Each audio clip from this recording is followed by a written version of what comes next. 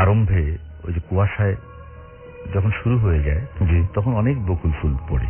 আচ্ছা, তা আমরা বিকেলেও পেতাম, জি, সন্ধ্যার একটু আগে আগে তখনও পড়তো, তখন পরিমাণে কম। আচ্ছা, আর খুব ভোরে যদি যেতাম জি তাহলে অনেক ফুল পেতাম। আর ফুলের ওই মালা গেঁথে আমরা যখন স্কুলে যেতাম দেখতাম এর ডিমান্ড অনেক, তা আমাদের মনে মনে খুব গর্ব অনুভব হতো। সেই জন্যই ফুলগুলো কুড়োবার দিকে আমাদের অনেক ঝোঁক। আচ্ছা, আমরা খুব ভোরে যাওয়ার জন্য বেশি ফুল পাওয়ার আশায় একদিন আমি রাত্রিবেলা ঘুমিয়েছি, কিন্তু ঘুম আর আসে না, কখন ভোর হয়। তা কোন রকমে একটু ঘুমিয়েছি কি ঘুমাইনি বলতে পারবো না, এক ঘুম দিয়ে উঠেই দেখি ফর্সা হয়ে গেছে। আসলে ওদিন ছিল চাঁদনি রাত আর মেঘলা আকাশ, যার ফলে মনে হয়েছে ভোর হয়েছে। তা আমি চলে গেলাম, গিয়ে দেখি বকুলতলায় কোনো ফুল নেই, একটা দুটো। আচ্ছা, তখন আমার একটু সন্দেহ হলো যে আমার আগে কি কেউ এসে ফুল নিয়ে গেল। কিন্তু ওই বাগানে পেতনির ভয় ছিল, সবাই বলতো এই বাগানে, বাঁশ বাগানে পেতনি আছে। আচ্ছা, তা আমি কোনোদিন দেখিনি, তো ওটাও ভেতরে ভেতরে আতঙ্ক আমার কাজ করছে। কিন্তু ফুল যেহেতু পাইনি, এদিক ওদিক আরো ঘুরছি, দেখি দু একটা আছে। হঠাৎ করে আকাশ থেকে মেঘ সরে গেল, মেঘ সরে যেয়ে দেখি মাঝ আকাশে চাঁদ। আচ্ছা, তখন এই বুদ্ধিটা হয়েছে যে যদি ভোরই হবে চাঁদটা এই মাঝখানে থাকবে না। তখন আমার শরীর একটু কেঁপে উঠেছে, তো ভোর তো হয়নি। এর মধ্যে দেখি একটা ঢিল পড়ার শব্দ, জি, বাগানের ভেতর থেকে। এই রাত্রে, এই গভীর রাত্রে ঢিল মারবে কেন, কে মারবে? এখন ওদিকে তাকিয়ে হঠাৎ করে শিমুল গাছটার ওখানে তাকিয়ে দেখি সাদা পোশাক পরা একটা মেয়ে, অনেক লম্বা। আচ্ছা, চুল ঝুলে পড়েছে অনেক দূর পর্যন্ত, কিন্তু আপাত মস্তক সাদা, শাড়ি পরাই এরকম মনে হচ্ছে। একটু খেয়াল করতেই দেখি তার একটা পা বাঁশ ঝাড়ের উপরে। তখন আমার সাংঘাতিক ভয় লেগেছে। এবার আমি দোয়া কালাম যা জানি পড়া শুরু করলাম। এবারে দৌড়াবার চেষ্টা, দেখি পা আর চলে না। এখন ড্রেনটা পার হয়ে রাস্তায় পড়েই দৌড়, কিন্তু স্পিড যত দিতে চাই ওই রকম আসে না। কিন্তু তখন মনে হচ্ছে পেছনে আবার পেছন পেছন কে যেন দৌড়ে আসছে। কিন্তু খানিকটা যেতেই ওই যখন ড্রেনটা পার হলাম তখনই দেখলাম বাঁশ পাতার উপরে ঝরঝর করে পানির শব্দ। আচ্ছা, তো আরো এত বেশি ভয় পেয়েছিলাম যে আমি বাসায় যেয়ে আমার বারান্দায় উঠে সোজা শুয়ে পড়লাম, শরীরটা শিথিল হয়ে গেল। এবং সেই সময় নিশ্চয়ই মানে অনেক ছোট ছিলেন এবং অসম্ভব ভয় পেয়েছিলেন। খুবই ভয় পেয়েছিলাম, এবং এখনো বলতে গেলে আমার ওই ছবিটা জল জল করে। আচ্ছা, এখনো মনে হয় শরীরটা শিথিল হয়ে আসছে। আপনাকে অনেক ধন্যবাদ। আমরা আবারও আপনার কাছে ফিরে আসবো। আমরা আমাদের সেকেন্ড যে ঘটনা, সেই ঘটনায় যাচ্ছি এবং সেখানেও আমাদের নতুন একজন অতিথি আছেন। আপনার নামটা একটু বলবেন এবং কোথা থেকে এসেছেন? ধন্যবাদ রাসু ভাই। আমি মামুন, উত্তরা থেকে এসেছি। আমি আসলে নতুন নাটক করছি, বেশ কিছুদিন গ্যাপ ছিল মাঝখানে। আমি বেসিক ব্যাংক লিমিটেড হেড অফিসে অডিট ডিভিশনে কাজ করছি ম্যানেজার হিসেবে। তো আসলে আমার দুটো ঘটনা আছে, একটা আমার নিজের এবং একটা আমার বন্ধুর। কোনটা আগে বললে ভালো হয়? আমার মনে হয় যে আপনার নিজেরটা দিয়ে শুরু করেন। আচ্ছা, আমার নিজেরটা, এটা 1998 সালের ঘটনা, আজকে থেকে প্রায় 14 বছর আগের। আমি তখন সৈয়দপুরে ছিলাম, মানে আমি একটা বিদেশি টোবাকো কোম্পানিতে কাজ করতাম। আমার পোস্টিং ছিল রংপুর। তো আমার আন্ডারে রংপুর, দিনাজপুর, নীলফামারী, লালমনিরহাট 4টা জেলা ছিল। আমার স্টেশন ছিল হচ্ছে রংপুর, কিন্তু প্রায়ই আমাকে পেশাগত কারণে বাকি 3টা ডিস্ট্রিক্ট ঘুরে বেড়াতে হতো এবং প্রায় রাত হয়ে যেত। তো যেটা ওই সময় প্র্যাকটিস ছিল যে বেশি রাত হয়ে গেলে ড্রাইভার ছেড়ে দিয়ে হোটেলে স্টে করা, পরদিন সকালে এসে ড্রাইভার পিক আপ করবে। তো আমি যেদিনের ঘটনা বলছি সেটা ওই দিন সৈয়দপুর শহরে আমার কাজ ছিল, অ্যাসাইনমেন্ট ছিল। কাজ শেষ করতে করতে বেশ রাত হয়ে যায়। তো ওখানে আমাদের ওই প্রতিটা ওই 4টা শহরেই হোটেলে একটা নির্দিষ্ট পরিচিত থাকতো যে এখানে এসে ওই কোম্পানির অফিসাররা থাকেন, তো আমরা নিশ্চিত থাকতাম যে গেলে সিট পাবোই। আর কিন্তু ওদিন দুর্ভাগ্যজনকভাবে আমি যখন রাতে প্রায় 11:30টার দিকে ওখানে সৈয়দপুর শহরের হোটেল সম্রাট নামে একটা হোটেল ছিল, নামটা বললাম কারণ সেখানে কোনো কিছু ঘটেনি। তো ওখানে গেলাম, গিয়ে আমি দেখলাম যে কোনো সিট নাই। তো তখন তো একটু আমার সাথে ওই সৈয়দপুর দিনের ডিস্ট্রিবিউটর উনি অফার করলেন ওনার বাসায় থাকার জন্য। এখানে আমাদের একটা সমস্যা ছিল, যেটা কোম্পানি থেকে বলা ছিল ডিস্ট্রিবিউটরের বাসায় বা কোনো ডিপো হোল্ডারের বাসায় রাত থাকা যাবে না, অফিসিয়াল কিছু নিয়ম কানুন মানা লোকাল একটা ব্যাপার। তো আমি তো না করলাম, তিনি বললেন যে হয়তো রাতে আসলে কোথাও থাকবো না। আমি বললাম ঠিক আছে থাকছি, কিন্তু এটা কথা বলা যাবে না যে আমি রাতে আপনার থাকছিলাম। তো গেলাম তার বাসায়।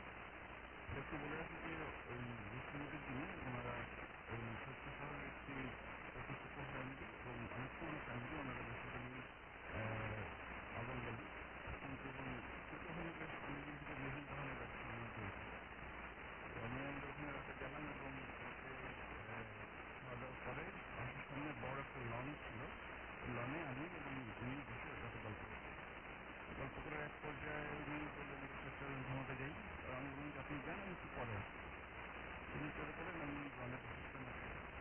তখন ঠিক এখন যেরকম আবহাওয়া, ডিসেম্বর মাস ছিল, তখন শীতটা এখন বছরে আমি বসে আছি, আকাশে একটু হালকা কুয়াশা কুয়াশার ভিতর দিয়ে চাঁদ ফেলা হয়ে যাচ্ছে। যে আমার বয়স তখন মাত্র 23 বছর, খুব একটা রোমান্টিক একটা ভাব লাগছিল।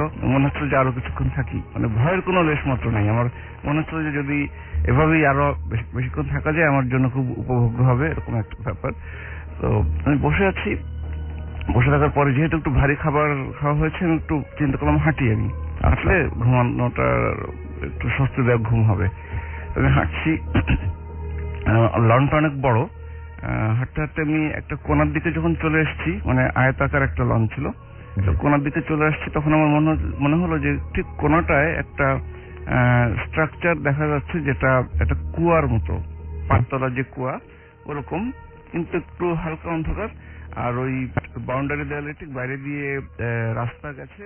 তখনও সময় ওখানে সোডিয়াম লাইটের প্রচলন হয়নি, নর্মাল বাল্ব যেটা, সেটার আলোতে হালকা হালকা দেখা যাচ্ছে যে বেশ পুরোনো একটা কুয়ার মতো। তো আমি কুয়াটার কাছে গেলাম, হাঁটতে হাঁটতে দেখলাম যে বেশ পুরোনো ভাঙাচোরা ইটের একটা, মানে আমার কোমর মন উঁচু একটা রেলিং এর মতো দিয়ে কুয়াটা ঘিরে রাখা, এবং বেশ পুরোনো কুয়াটা বোঝা যাচ্ছে কারণ ইটের উপরে শ্যাওলা জমে গেছে, একটু পিচ্ছিল পিচ্ছিল, এবং শিশির পড়ছিল বেশ ঘন, জন্য বেশ মানে ভেজাই ওই জায়গাটা। আমি কিছুক্ষণ দাঁড়ালাম, একটা সুগন্ধ পাচ্ছিলাম আমি, ফুলের সুগন্ধের মতো, এবং আমার একটা পর্যায়ে মনে হলো যে সুগন্ধটা কুয়ার ভেতর থেকেই আসছে। তা আমি একটু দিয়ে কুয়াটার মধ্যে দেখলাম, এবং আরো কিছুক্ষণ পরে আরো ভালো করে মনে হলো যে না, একেবারে নিশ্চিত যে কুয়ার ভেতর থেকে সুগন্ধটা আসছে। কিন্তু আমার মাথায় ওটা একবার আসলো না যে কুয়ার তলা অনেক নিচে, সেখানে যদি ফুল ফুটেও থাকে এত উপরে গন্ধ আসার কথা না। আর আমি এত বেশি উঁকি দিয়ে দেখছিলাম যে পরে এখন মনে হলো আমি শিউরে উঠি, কারণ আমি প্রথমত সাঁতার জানি না, আর দ্বিতীয়ত আমার একটা উচ্চতা ভীতি আছে, আমি উপর থেকে নিচে তাকাতে পারি না, এবং এই জন্য আমি ছাদের রেলিং টেনে বসি না সাধারণত। কিন্তু ওই সময় আমার কি হয়েছিল আমি জানি না, আমি ওই কুয়ার উপরে বসলাম। বসে আমার বেশ ভালো লাগছিল, মানে আমি প্রতিটা মুহূর্তে উপভোগ করছি এরকম একটা ব্যাপার। তো একটা পর্যায়ে আমার মানে বিভিন্ন ধরনের চিন্তা আসতে লাগলো, এবং মনে হলো যে কুয়ার ভিতরে কি আছে যদি একটু দেখতে পারতাম, যদি একটু নেমে দেখতে পারতাম, এরকম। এবং এটা মানে আমি যখন সচেতন ভাবে চিন্তা করছিলাম তাও না, মানে আমার চিন্তার উপর আমার কোনো নিয়ন্ত্রণ নাই, এরকম একটা ভাব মনে হচ্ছিল।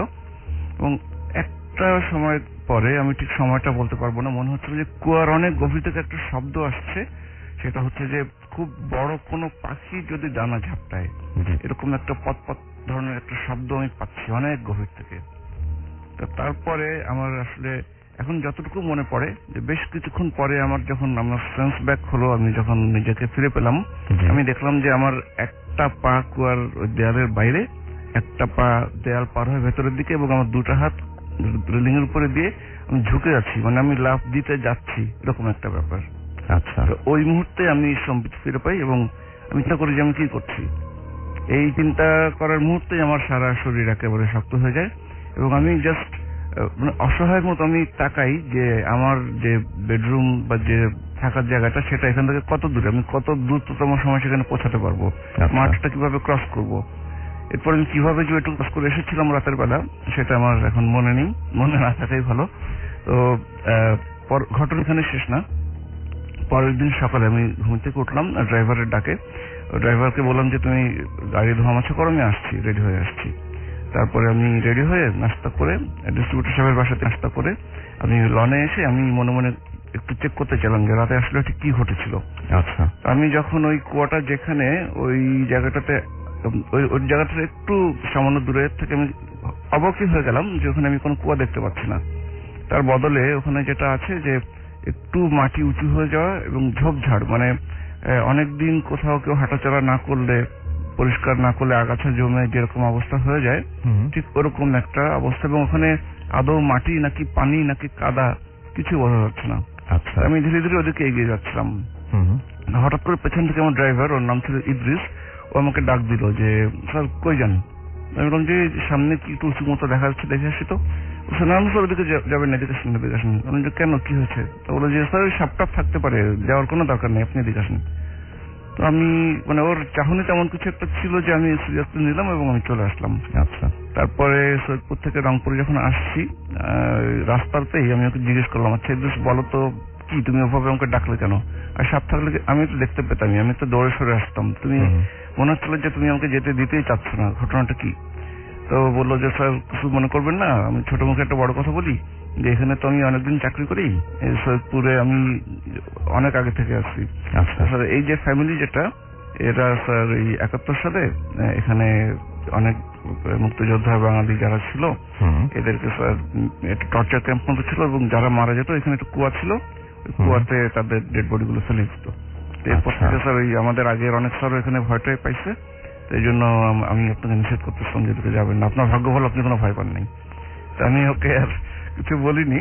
তো এটা ধরেন সেই 98 সালে ঘটনার পরে আমি ওই কোম্পানিতে বেশি দিন ছিলাম না, আমি পড়াশোনার জন্য আবারও ঢাকায় ব্যাক করি। তো এই জিনিসটা আমি আসলে ঠিক মেলাতে পারিনি। এবং এখন আমি জাস্ট আর একটা মিনিট সময় নেবো আপনার, যে হ্যালুসিনেশন দিয়ে যদি ব্যাখ্যা করতে যাই, হ্যালুসিনেশনের ব্যাপারে আমি মানে নিজের আগ্রহের কারণে একটু পড়াশোনা করি। তো আমি জানি যে হ্যালুসিনেশন করার অনেকগুলো প্রিকন্ডিশন আছে। এটা আপনার মানে দৃষ্টি ঘটিত হতে পারে, শ্রবণ ঘটিত হতে পারে, ইভেন গন্ধেরও হ্যালুসিনেশন হতে পারে, বা এগুলো কম্বিনেশন হতে পারে। কিন্তু সেক্ষেত্রে একটা খুব প্রাইমারি প্রিকন্ডিশন হচ্ছে যে আপনার আগে থেকে জিনিসটা সম্বন্ধে ধারণা থাকতে হবে, আদারওয়াইজ আপনি হ্যালুসিনেট করবেন না। তো আমার ক্ষেত্রে কিন্তু এটা কোনো সম্ভাবনাই নাই, কারণ আমার জানার কথাই না যে ওখানে কোনো একটা কুয়া ছিল, নাম্বার 1। আর নাম্বার 2, আমি কিন্তু ইটের স্ট্রাকচারটা যে শুধু হাত দিয়ে ধরেছিলাম তা না, আমি ওর উপর উঠে বসেছিলাম। তো এই জিনিসটা আসলে আমি মানে কোনো যুক্তি দিয়েই এই গত 14 বছরে আমি এটা কোনো ব্যাখ্যা পাইনি। আপনাকে অনেক ধন্যবাদ, অনেক অনেক ধন্যবাদ। আমরা পরবর্তী ঘটনায় যাব, তবে তার আগে আমাদের কাছে বেশ কিছু SMS রয়েছে এবং সেই SMS গুলো আমরা পড়ে ফেলতে চাই। তানজিল আমাদের SMS করেছেন মাদারীপুর থেকে, এবং তিনি বলছেন যে আমি ও 2 কাজিন মিলে ভূত FM শুনছি। এছাড়া আমাদেরকে সীমা টঙ্গী থেকে SMS করেছেন, তিনি বলছেন যে আমি অনেক SMS দেই কিন্তু আপনি আমার SMS পড়েন না, আজকে SMS পড়ে ফেললাম। মাসুম লিখেছেন যে মিরপুর থেকে, এবং তিনি রেগুলার ভূত FM শোনেন এবং তিনি আজকে একা একটা ঘরে ভূত FM শুনছেন। সাদিয়া আমাদের SMS করেছেন, তারা 3 ফ্রেন্ড মিলে ভূত FM শুনছেন। এবং আমাদেরকে রিমন উত্তরা আজিম থেকে SMS করেছেন, তারা 20 বন্ধু মিলে একসাথে ভূত FM শুনছেন এবং আজকের ঘটনাগুলো তাদের কাছে খুব ভালো লাগছে। আমি আরো একবার থ্যাঙ্কস জানাচ্ছি যে সমস্ত সম্মানিত অতিথিরা যারা এসেছেন আমাদের স্টুডিওতে এবং আমাদেরকে ঘটনা শোনাচ্ছেন, তাদেরকে অনেক ধন্যবাদ দেওয়ার কোনো ভাষা আমাদের জানা নেই। আসলে তারা যখন ভালো ঘটনা উপহার দেন আপনাদেরকে, তখন আপনাদের সবার ভালো লাগে। সো এই ক্রেডিটটা পুরোপুরি তাদের। সজীব SMS করেছেন তাজমহল রোড থেকে, এবং তার একটা ঘটনা রয়েছে, ভয়ঙ্কর ঘটনা, সেই ঘটনাটি তিনি আমাদের জানাতে চান। আমি বলবো যে আপনি অবশ্যই আমাদেরকে এই ঘটনাটি ইমেইলের মাধ্যমে জানান। bhutfm@radiofurti.fm হচ্ছে অ্যাড্রেস, এবং আপনাকে এই অ্যাড্রেসে ঘটনা পাঠাতে হলে ভূত FM, আমি স্পেলিংটা বলছি, BHWTFM@radioFOORTI.FM। এখানে আপনি নাম, ঠিকানা এবং ফোন নাম্বার সহ অবশ্যই আপনার ঘটনাটি উল্লেখ করে পাঠিয়ে দিন এবং জানিয়ে দিন যে আপনি স্টুডিওতে এসে ঘটনাটি শেয়ার করতে চান কিনা, নাকি চান যে আপনার ঘটনাটি আমরা পড়ে শোনাই। আর সেই সাথে কেউ প্লিজ এমন কোনো SMS করবেন না যে, মানে এমন কোনো ইমেল করবেন না যে ইমেলে শুধুমাত্র আপনার নাম, ঠিকানা এবং ফোন নাম্বার দিয়ে লেখা আছে আমি আসতে চাই। সেটা আমাদের পক্ষে সম্ভব হয় না। আপনার ঘটনাটি যদি না জানি তাহলে সেই ঘটনাটি কেমন সেটা কারো ভালো লাগবে কিনা আমাদের বোঝার কোনো উপায় থাকে না। সো যাই হোক না কেন, ঘটনা অবশ্যই সঙ্গে থাকতে হবে। মাইকেল প্রীতম আমাদের বরিশাল থেকে SMS করেছেন এবং বলছেন যে রাসেল ভাই, আমরা দুইজন, আমি এবং আমার বন্ধু ভূত FM শুনছি। সোহাগ কল্যাণপুর থেকে SMS করেছেন, রাসেল ভাই আজকের ঘটনাগুলো অসম হচ্ছে এবং লাইট অফ করে তিনি শুনছেন, খুবই ভয় লাগছে। Tuli, Disha, Bipasha, Jesmin Rajshahi government women college hostel থেকে লিখেছেন, তারা খুব মন দিয়ে ভূত FM শুনছেন। ওকে, সেতু আমাদের পাকশি পাবনা থেকে SMS করেছেন এবং তিনি বলছেন যে আজকের দুইটি কাহিনী অনেক বেশি ভালো লেগেছে তাদের কাছে। আলামিন লিখেছেন, আজকের ঘটনাগুলো শুনতে খুবই ভয় লাগছে। শান্তি বিজয় চাকমা তিনি লিখেছেন, আমি এখন ঢাকা ইউনিভার্সিটিতে পড়ার জন্য আসছি, আমি একটা ঘটনা আপনাদের কাছে শেয়ার করতে চাই। ভূতfm@radiovurti.fm আপনার ইমেলটি পাঠিয়ে দেন এই অ্যাড্রেসে। ঈশিতা এবং পপি আমাদের লিখেছেন ময়মনসিংহ থেকে যে তারা আমাদেরকে শুনছেন এবং তিনি বলছেন হরিবল নাইট এবং তারা অনেক অনেক অনেক এনজয় করছেন। আপনি যদি ইমেল পাঠাতে চান, আপনি যদি SMS পাঠাতে চান, তাহলে অবশ্যই এখনো দেখছি অনেকে শাউট লিখে SMS পাঠাচ্ছেন, সেটা দেখতে পাচ্ছি আমি অবশ্য। তো আপনাকে যেটা করতে হবে সেটা শাউটের জায়গায় ফুর্তি লিখতে হবে। আপনার মোবাইলের মেসেজ অপশনে গিয়ে টাইপ করতে হবে FOORTI, এটা হচ্ছে ফুর্তি, তারপরে স্পেস দিয়ে আপনার নাম, স্পেস দিয়ে আপনার মেসেজ, আর পাঠিয়ে দেবেন 9840 নাম্বারে। আমারই বলতে অনেকটা বেঁধে যাচ্ছে, সুতরাং আপনাদের ভুল হতেই পারে, বাট এখন থেকে ফুর্তি লিখে তারপরে নাম লিখে তারপরে আপনার SMS-টি পাঠাতে হবে ঠিক আগের নিয়মেই, শুধুমাত্র শাউটের জায়গায় ফুর্তি। আমরা ছোট্ট বিজ্ঞাপন বিরতিতে যাব এবং ছোট্ট বিজ্ঞাপন বিরতির পরে ফিরে আসবো আবারও। সো আমাদের সঙ্গে থাকুন, কোথাও যাবেন না। স্টে টিউনড রেডিও ফুর্তি and don't stop the free.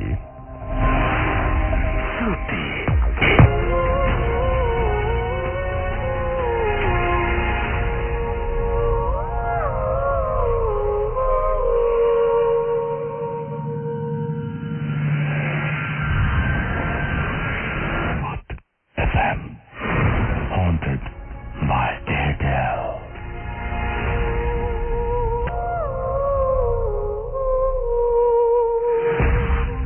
শুনছেন সবসময়ের রেডিও ফুর্তি। ঘড়িতে সময় ঠিক রাত 12:30। আমি রাসেল আছি, সাথে আমার সাথে রয়েছে মাসুম এবং আজকের অতিথিরা। আর সুন্দর এই রাতে, অর্থাৎ শীতের রাতে আপনাদের সবাইকে স্বাগত জানাচ্ছি এবং আশা করছি শীতের রাতে ঘরের মধ্যে জুবুথুবু হয়ে বসে ভূত FM শুনতে আপনাদের অনেক অনেক অনেক বেশি ভালো লাগছে, অনেক এনজয় করছেন, সেটাই আশা করব। আমরা চলে যাচ্ছি যেমন কথা তেমন কাজ, চলে যাচ্ছি আমাদের পরবর্তী ঘটনায়, আমাদের পরবর্তী গেস্টের কাছে। আপনি প্লিজ আপনার নামটা বলবেন এবং কোথা থেকে এসেছেন যদি একটু বলতেন। জি, ধন্যবাদ রাসেল ভাই। আমি আসাদুজ্জামান নবীন, আমি এসেছি বনশ্রী থেকে। ওকে, আমি এখন ঘটনায় চলে যাই। জি প্লিজ। জি, এই ঘটনাটা ঘটেছে, আমি যেটা শুনেছি আমার মায়ের মুখ থেকে, এটা ঘটেছে আমার নানা বাড়িতে। এবং নানার যে বাবা ছিলেন উনি এই ঘটনাটা যেখানে, সেটা হচ্ছে পটুয়াখালী জেলার কলাপাড়া উপজেলায় এবং আন্ধারমানিক নদীর তীরবর্তী অঞ্চলে। তো উনি ছিলেন ওই অঞ্চলের একজন ভূপতি এবং খুব একটু লোভী মানুষ ছিলেন। আচ্ছা, আমরা কোন সময়ের ঘটনা শুনছি তাও সালটা বলা যাবে? সালটা আমি এক্স্যাক্টলি বলতে পারছি না, এটা হতে পারে 90 থেকে 100 বছর আগে। আচ্ছা, ওকে ফাইন, তাহলে চলবে। তো তখনকার দিনে তিনি তার 3 সন্তান ছিল, অর্থাৎ আমার নানা ভাই এবং তার বড় 2 ভাই। তো আমাদের নানা বাড়ির যে পুকুরটা, মানে আমাদের নানা বাড়ির ঠিক দক্ষিণ পাশে যে পুকুরটা আছে তার উত্তর পশ্চিম কোণে পুকুর কাটার সময় তিনি একটা হাড় খুঁজে পায়। সেটা আম্মুর ভাষ্যমতে প্রায় 22-23 হাত লম্বা, কবজি সহ কনুই পর্যন্ত একটা মানুষের হাড় সে খুঁজে পায় এবং হাড়ের নিচে ঠিক কলসির ভেতরে একটা কলসি খুঁজে পায় পিতলের, এবং তার ভেতরে কিছু স্বর্ণের বার পাওয়া যায় এবং তার আশেপাশে একটি সাপ ঘুরতে থাকে। তো সেটা কেউই তুলতে পারেনি তখন। তো ওই রাতেই আমার যে আম্মুর দাদা, অর্থাৎ নানার বাবা, উনি স্বপ্নে দেখলেন যে কেউ একজন তাকে বলছে যে তুমি যদি এই কলসিটি উঠাতে চাও তাহলে তোমার বড় 2 সন্তানকে দিয়ে দিতে হবে। আচ্ছা, অর্থাৎ তাদেরকে কোরবানি করতে হবে, এরকম মানে তাদেরকে বিসর্জন দিতে হবে। তো তিনি লোভী ছিলেন, যেহেতু ওই স্বর্ণের লোভে তিনি স্বপ্নের ভেতরে হ্যাঁ বলে দেন, সম্মতি সূচক উত্তর দেন। তো তিনি এরপরে পরের দিন সকালবেলা তার আর এই ধরনের ঘটনা কোনো কিছুই মনে থাকে না। তিনি শখের বশে মাছ ধরতেন, তো নদীতে চলে যান এবং নৌকোতে বসে তিনি ছিপ ফেলে মাছ ধরতে থাকেন। তো কিছুক্ষণ পরে দেখলেন যে একটি সাপ এসে তার নৌকোর গলুয়ের উপরে বসে আছে এবং তাকে খুব দেখছে আর কি, তার দিকে তাকিয়ে আছে। তো কিছুক্ষণ পরে সাপটি পাশ কাটিয়ে চলে যায়। ওকে। তো তিনি হঠাৎ করে কিছু একটা করতে পারেন এবং দৌড়ে বাড়ির দিকে চলে যান। তো বাড়ির পশ্চিমে একটি বড়ই গাছ আছে আমাদের। তো ওখানে গিয়ে দেখতে পান বড়ই গাছের নিচে তার যে বড় দুই সন্তান তারা নিথর দেহে পড়ে আছে এবং তাদেরকে দেখে মনে হচ্ছে যে তারা এই পৃথিবীতে অর্থাৎ মারা গেছে। তিনি সামনে কাছে গিয়ে নিশ্চিত হন যে এটা সাপের কামড়ে মারা গেছে এবং এরপরে তিনি তাদেরকে দাফন কার্য শেষ করে সবকিছু 3-4 দিন যাওয়ার পরে ওই কলসির কাছে যান এবং দেখেন যে সাপটি আর ওখানে নেই। তো উনি নীতি অর্থাৎ যেটা প্রচলিত তখনকার আইন, সেই অনুযায়ী ওই স্বর্ণের বারটা উপরের স্বর্ণের বারটার পাশে রেখে বাকি স্বর্ণগুলো নিয়ে আসেন এবং সেই স্বর্ণগুলো অনেকগুলোই খরচ হয়ে গেছে, বাট এখনো আমি আমার ছোট মামির হাতে ওই স্বর্ণের বারের তৈরি বালা দেখি। তার মানে আপনাদের ফ্যামিলির সবাই এই ঘটনাটি জানে অবশ্যই এবং বহুদিন থেকে এই ঘটনাটা আপনারা শুনে আসছি। আচ্ছা, অনেক ধন্যবাদ আপনাকে আপনার ঘটনা জানানোর জন্য এবং আশা করছি যে আপনাদের সবার ভালো লেগেছে যারা শুনছেন এই মুহূর্তে। আমি চলে যাচ্ছি কিছু SMS এ এবং আমাকে রূপম SMS করেছেন, রূপম আনোয়ার, নাজমুল, রাশেদ একসঙ্গে তারা ভূত FM শুনছেন। দীপ লিখেছে, জাসুল ভাই কেমন আছেন? আমি সবসময়ই ভালো থাকি, সবসময় ভালো দলে, অ্যাজ ইউ নো। আর সেই সাথে তিনি লিখেছেন যে আমার সাথে রাশিক, শোভন, পান্না, ইনাম, জনি সবাই মিলে তারা পান্থপথ থেকে বাসার ছাদে বসে ভূত FM শুনছেন। প্রান্ত আমাদের SMS করেছেন এবং তিনি আমাদেরকে SMS করে জানিয়েছেন যে তার ভূত এফএমটা অনেক বেশি ভালো লাগে এবং তিনি যা করতে হয় ভূত এফএম কেনার জন্য, যে ধরনের সিম কিনতে হয়, যা করতে হয় সবকিছু তিনি করেছেন, সেটা তিনি জানিয়েছেন আর কি। তনিমা আমাদের লিখেছেন সাভার থেকে, ভাইয়া আমি তনিমা এবং আমার ফ্রেন্ড রাজু একসাথে আপনাদেরকে শুনছি এন্ড খুব ভয় পাচ্ছি। এছাড়াও যারা SMS করেছেন আমাদেরকে দেখতে পাচ্ছি, মিঠু গাজীপুর থেকে, জাহিদ নরসিংদী থেকে SMS করেছেন এবং আমাদেরকে SMS করেছেন। এছাড়াও নাসরিন ময়মনসিংহ থেকে, তিনি আব্বু আম্মু সবাইকে নিয়ে ভূত FM শুনছেন এবং আজকের শো তার কাছে অসম লাগছে। এটা পুরোপুরি আমাদের গেস্টদের ক্রেডিট, যারা আজকে এখানে এসেছেন এবং এত রাত্রে এত কষ্ট করে আপনাদেরকে ঘটনাগুলো জানাতে এসেছেন, তাদের এক্সপিরিয়েন্স আপনার সাথে শেয়ার করতে এসেছেন। আমাদেরকে এছাড়াও SMS করেছেন জেসমি চাকমা মিরপুর থেকে এবং তিনিও তার কাজিন একসাথে ভূত FM শুনছেন, খুব ভালো লাগছে লিখেছেন। আমাদেরকে এছাড়াও SMS করেছেন কান্তা যশোর থেকে এবং তিনি ভূত FM শুনছেন। আর সেই সাথে আমাদের SMS করেছেন পার্থ এবং আমাদেরকে SMS করেছেন ফয়সাল মাহবুব, SMS করেছেন আমাদেরকে রায়হান মিরপুর থেকে, নাজমুল আমাদেরকে SMS করেছেন। এছাড়াও SMS করেছেন মাহি বরিশাল থেকে, রাফি SMS করেছেন আমাদেরকে, প্রসেনজিৎ ঢাকা নবাবগঞ্জ থেকে SMS করেছেন। এছাড়াও ইশাদ নরসিংদী থেকে, MK কামরুল অ্যান্ড আসগর তারা দুই বন্ধু মিলে ভূত FM শুনছেন জানিয়েছেন। মিল্টন নরসিংদী দাসপাড়া থেকে SMS করেছেন এবং আমাদেরকে SMS করেছেন রুমন রাজশাহী থেকে। এছাড়াও পলাশ আমাদের চট্টগ্রাম আগ্রাবাদ থেকে SMS করেছেন। রফিক আমাদেরকে মধুপুর টাঙ্গাইল থেকে SMS করেছেন। SMS করেছেন আমাদের ওয়ালিদ সহ আরো অনেকে। আপনি যদি SMS করতে চান তাহলে মোবাইলের মেসেজ অপশনে গিয়ে টাইপ করুন FOORTI ফুর্তি, স্পেস দিয়ে আপনার নাম, স্পেস দিয়ে আপনার মেসেজ আর পাঠিয়ে দিন 9840 নাম্বারে। চলে যাচ্ছে আমরা আমাদের প্রথম অতিথির কাছে আরো একবার। আপনার নামটা আরেকবার প্লিজ বলবেন এবং তারপর আপনার ঘটনা। আমি শেখ আব্দুর রাজ্জাক, জি, আমি বেসিক ব্যাংকের ডিসিএল। ওকে। আমার বাড়ি খুলনায়, জি আগেই বলেছি। তো বসুপাড়া একটা এলাকার নাম, পশ্চিম বানিয়াখামার, জি। তো যেটা বসুপাড়া মেইন রোড, ওইটা চলে গেছে আপনার বাসতলা দিয়ে বেরিয়ে খুলনা সাতক্ষীরা যেটা রোড, গোয়াল্লামারি কাছাকাছি, ওটাকে বলা হতো তখন সুড়িমারা দিয়ে বেরিয়ে গেছে। কিন্তু যাওয়ার পথে মীরের বাঁশবাগান বাঁ দিকে, ডান দিকে পাগলের ভিটে, জি। আর হাকিম সর্দারের বিশাল বাঁশবাগান, বিশাল সেটা। তো ওইখানে দুপুরের দিকে ভয়ে কেউ যেত না, রাত্রে প্রশ্নই আসে না। তো মোড়ল বাড়ির আলা ছিল আমার বন্ধু, ও একদিন ওই যে ইটের যে ভাটাটা, ওইখানে কলই সিম হয়, তো ধান কেটে নেওয়ার পরে ওই যে নাড়াটা কিছু ছিল, ওই নাড়ায় আগুন ধরিয়ে দিয়ে কলই সিম ছিঁড়ে এনে পুড়িয়ে আমাকে বলে, দেখ খেয়ে দেখ কি মজা। তো ওই তো খেতে খেতে ও তখন অনেক ঘটনা বলল, তো সেগুলো খুব ভয়াবহ। এই ঘটনা আমার আর এক বন্ধু ছিল মোকসেদ নাম, সে এখন যশোরে থাকে, বিমা থেকে সে রিটায়ার করে গেছে। তো ও আবার ঘুঘু ফাঁদ পেতে ধরতো। তো ওইখানে যেহেতু হাকিম সর্দারের বাঁশবাগানে অনেক ঘুঘু ছিল, তো ওই ভিটে আসতো ঘুঘু দুপুরবেলা, ওই ঘুঘুর যে ধরার যে ফাঁদ, হ্যাঁ, ওর একটা পোষা ঘুঘু ছিল, ওটাকে ওই খাঁচায় রেখে বেশ উঁচু করে তুলে দিত একটা পর একটা পাইপের মতো বাঁশের কুঞ্চি দিয়ে করা। তো ওই ঘুঘুটা আমরা দূরে বসে থাকতাম, তো ওই ঘুঘুটা ডাকতো কুকু করে। একটু পরে একটা ঘুঘু ওর ওই ডাক শুনে ওর সাথে ফ্রেন্ডশিপ করার জন্য এসে যেই বসতো, এমন কায়দা করে ওই ফাঁদ একটা একদিকে ঝাঁপ তোলা থাকতো, ও বসার সাথে সাথে ওটা পড়ে যেত। পড়ে গেলে আমরা যে ধরে আনতাম, নামিয়ে আনতাম। ওই সময় সে বলছে যে, জানিস এই তাল গাছে কিন্তু ভূত আছে। তাই আমি বললাম কেমন?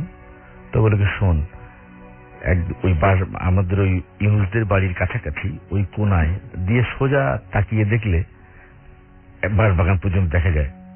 আর আরেকটু এগিয়ে গেলে বাঁদিকে আজমকুরের বাঁশবাগান, একটু এগিয়ে গেলেই ডান দিকে ওই তাল গাছটা চোখে পড়তো। এখন অবশ্য সব নাই। আচ্ছা, এটা 64, 65, 66 এরকম সময়ের ব্যাপার, ঘটনা। তো যাই হোক, ও বলে কি, একদিন আমরা ওরকম গান শুনে আসছি, বলছে যে গান শুনে আসছি, ওখানে আসলে ভয় লেগে গেছে ওদের, ওরা শুনে যে এখানে ভূত আছে। তবে কি একটু কান খাড়া করে শুনি যে খটখট খটখট খটখট করে ঘোড়ার পায়ের শব্দ। ওরা তখন দাঁড়িয়ে গেল, দাঁড়িয়ে যে পশ্চিম দিকটা তাকিয়ে দেখে যে হাকিম সর্দারের বাঁশবাগানের উপর দিয়ে সোজা ঘোড়াটা চলে আসছে। কিন্তু ওখানে তো বেড়া দেয়া, তো বেড়ার উপর দিয়ে কেমন করে এই ঘোড়া আসে? ওদের গা তখন কাটা দিয়ে উঠছে।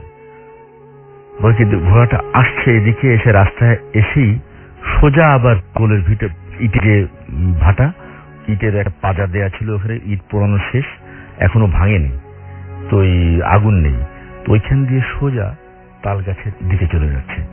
ও বলেছি যে যখন যাচ্ছে ড্রেনটা পার হয়ে গেছে, তখন তাকিয়ে দেখি ঘোড়ার পিঠে যে সইস বলে আমাদের ওকে, যে লোকটি বসা, তার মাথা নাই। ওদের তখন পিলে চমকে যাওয়ার ব্যাপার। তো বলেছি মাথা নেই তো নেই, আরো কাছে খেয়াল করে দেখি রক্ত ঝরে ঝরে পড়ছে, রক্ত সারা গা দিয়ে। ওদের তখন তো সমস্ত শরীর শিথিল হয়ে গেছে। বলে কি ওইটু সোজা টকটক করে ঘোড়াটা তাল গাছের গোড়ায় যেতে না যেতেই ওই লোকটা লাফিয়ে পড়লো, এবং লাফিয়ে পড়ে তাল গাছে উঠে যাচ্ছে এবং পা উপরের দিকে দিয়ে উঠছে। আচ্ছা, ওরা বলে কি তখন ওরা দুজন দিল ভোঁ দৌড়, দৌড়ে আর ওই মল্লিক বাড়ি পর্যন্ত আসতে পারে নাই, তার আগেই ওদের জ্ঞান হারিয়ে যাওয়ার অবস্থা। আচ্ছা, তো এইটা আমার আজও নাড়া দেয়। ওকে, আপনাকে অনেক ধন্যবাদ এবং অনেক সুন্দর উপস্থাপন করার জন্য, অনেক সুন্দরভাবে উপস্থাপন করার জন্য এই চমৎকার ঘটনাটি। আমরা দেখতে পাচ্ছি আরো SMS চলে এসছে আমাদের কাছে। কাব্য SMS করেছেন এবং কাব্য SMS করেছেন ময়মনসিংহ ভালুকা থেকে, এবং তিনি বলছেন যে ভূত এফএমের ঘটনাগুলো তার কাছে ভালো লাগছে। রানা রাজশাহী থেকে SMS করেছেন, লিখেছেন খুব ভালো লাগছে। আমাদেরকে শুভ বণিক SMS করেছেন চট্টগ্রাম থেকে, এবং তিনি বলছেন যে ভূত এফএম যদি উইকে 2 দিন হতো তাহলে ভালো হতো। আমরা যদি পর্যাপ্ত পরিমাণে আপনাদের কাছে ভালো ঘটনা পাই, যে এক উইকে হচ্ছে না, সে এত বেশি ভালো ভালো ঘটনা আপনাদের কাছ থেকে পাচ্ছি, ডেফিনেটলি আমরা সেটা উইকে 2 দিন হতেই পারে সেটা। তবে সেটা সত্যি কথা যে অনেকেই দেখা যায় যে অনেক ঘটনার পরে অনেকে হয়তো আগে হয়ে গেছে এরকম ঘটনা অনেক সময় রিপিট করেন আমাদেরকে। সেই রিপিট যদি কমিয়ে ফেলা যায় এবং যদি আপনারা নতুন নতুন ঘটনা পাঠাতে পারেন, তাহলে আমরা একদম রেডি হয়ে আছি সেটা 2 দিন সম্প্রচার করার জন্য কোনো সমস্যা নেই। হাসান আমাদের লিখেছেন, তিনি রাজশাহী থেকে SMS করেছেন এবং তিনি বলছেন যে তিনি এবং তার ফ্রেন্ড একসাথে ভূত FM শুনছেন। আজাদ আমাদের SMS করেছেন ক্যান্টনমেন্ট থেকে এবং তিনি আমাদের নিয়মিত শ্রোতা, তাই লিখেছেন। আমাদেরকে SMS করেছেন জিনিয়া, দিদার, জাহিদ, হীরা, জামান আমাদেরকে SMS করেছেন রুমেন যশোর থেকে এবং আমাদেরকে SMS করেছেন রিদওয়ান আহমেদ চাঁপাইনবাবগঞ্জ থেকে। এছাড়াও ওয়ালিদ আমাদেরকে বয়রা খুলনা থেকে SMS করেছেন। এছাড়াও আমাদেরকে SMS করেছেন সোহেল রামপুরা থেকে। ইয়াসমিন আমাদের SMS করেছেন, ইয়াসমিন রাশেদ রায়েরবাগ ঢাকা থেকে। এছাড়াও নবীন আমাদের SMS করেছেন আমাদেরকে রিঙ্কু নাখালপাড়া থেকে। জীবন আমাদের SMS করেছেন তৃষা, SMS করেছেন আমাদেরকে সাকিব। এছাড়াও আমাদের আরো অনেকে SMS করেছেন। আপনি যদি SMS পাঠাতে চান তাহলে মোবাইলের মেসেজ ওখানে গিয়ে টাইপ করুন FOORTI 40 স্পেস দিয়ে আপনার নাম, স্পেস দিয়ে আপনার মেসেজ আর পাঠিয়ে দিন 9840 নাম্বারে। আর সেই সাথে যদি আমাদেরকে ঘটনা পাঠাতে চান, আপনার জীবনের সবচাইতে সেরা ঘটনাটি পাঠাতে আমাদের ইমেল অ্যাড্রেসটি আপনাকে মনে রাখতে হবে বা লিখে ফেলতে হবে। সেটি হচ্ছে bhutfm@radiofurti.fm, which is bhutfm@radioforti.fm। নাম, ঠিকানা এবং ফোন নাম্বার সহ আপনার ঘটনাটি লিখে পাঠিয়ে দিন এই অ্যাড্রেসে। আমরা চলে আসছি আবার পরবর্তী আমাদের অতিথির কাছে এবং তিনি সেকেন্ড অতিথি হিসেবে তার ঘটনা শুনিয়েছিলেন। তিনি আবারও ফিরে এসেছেন। আপনার নামটা প্লিজ আরো একবার বলবেন সবার উদ্দেশ্যে। ধন্যবাদ রাসেল ভাই। আমি মামুন, উত্তরা থেকে এসেছি।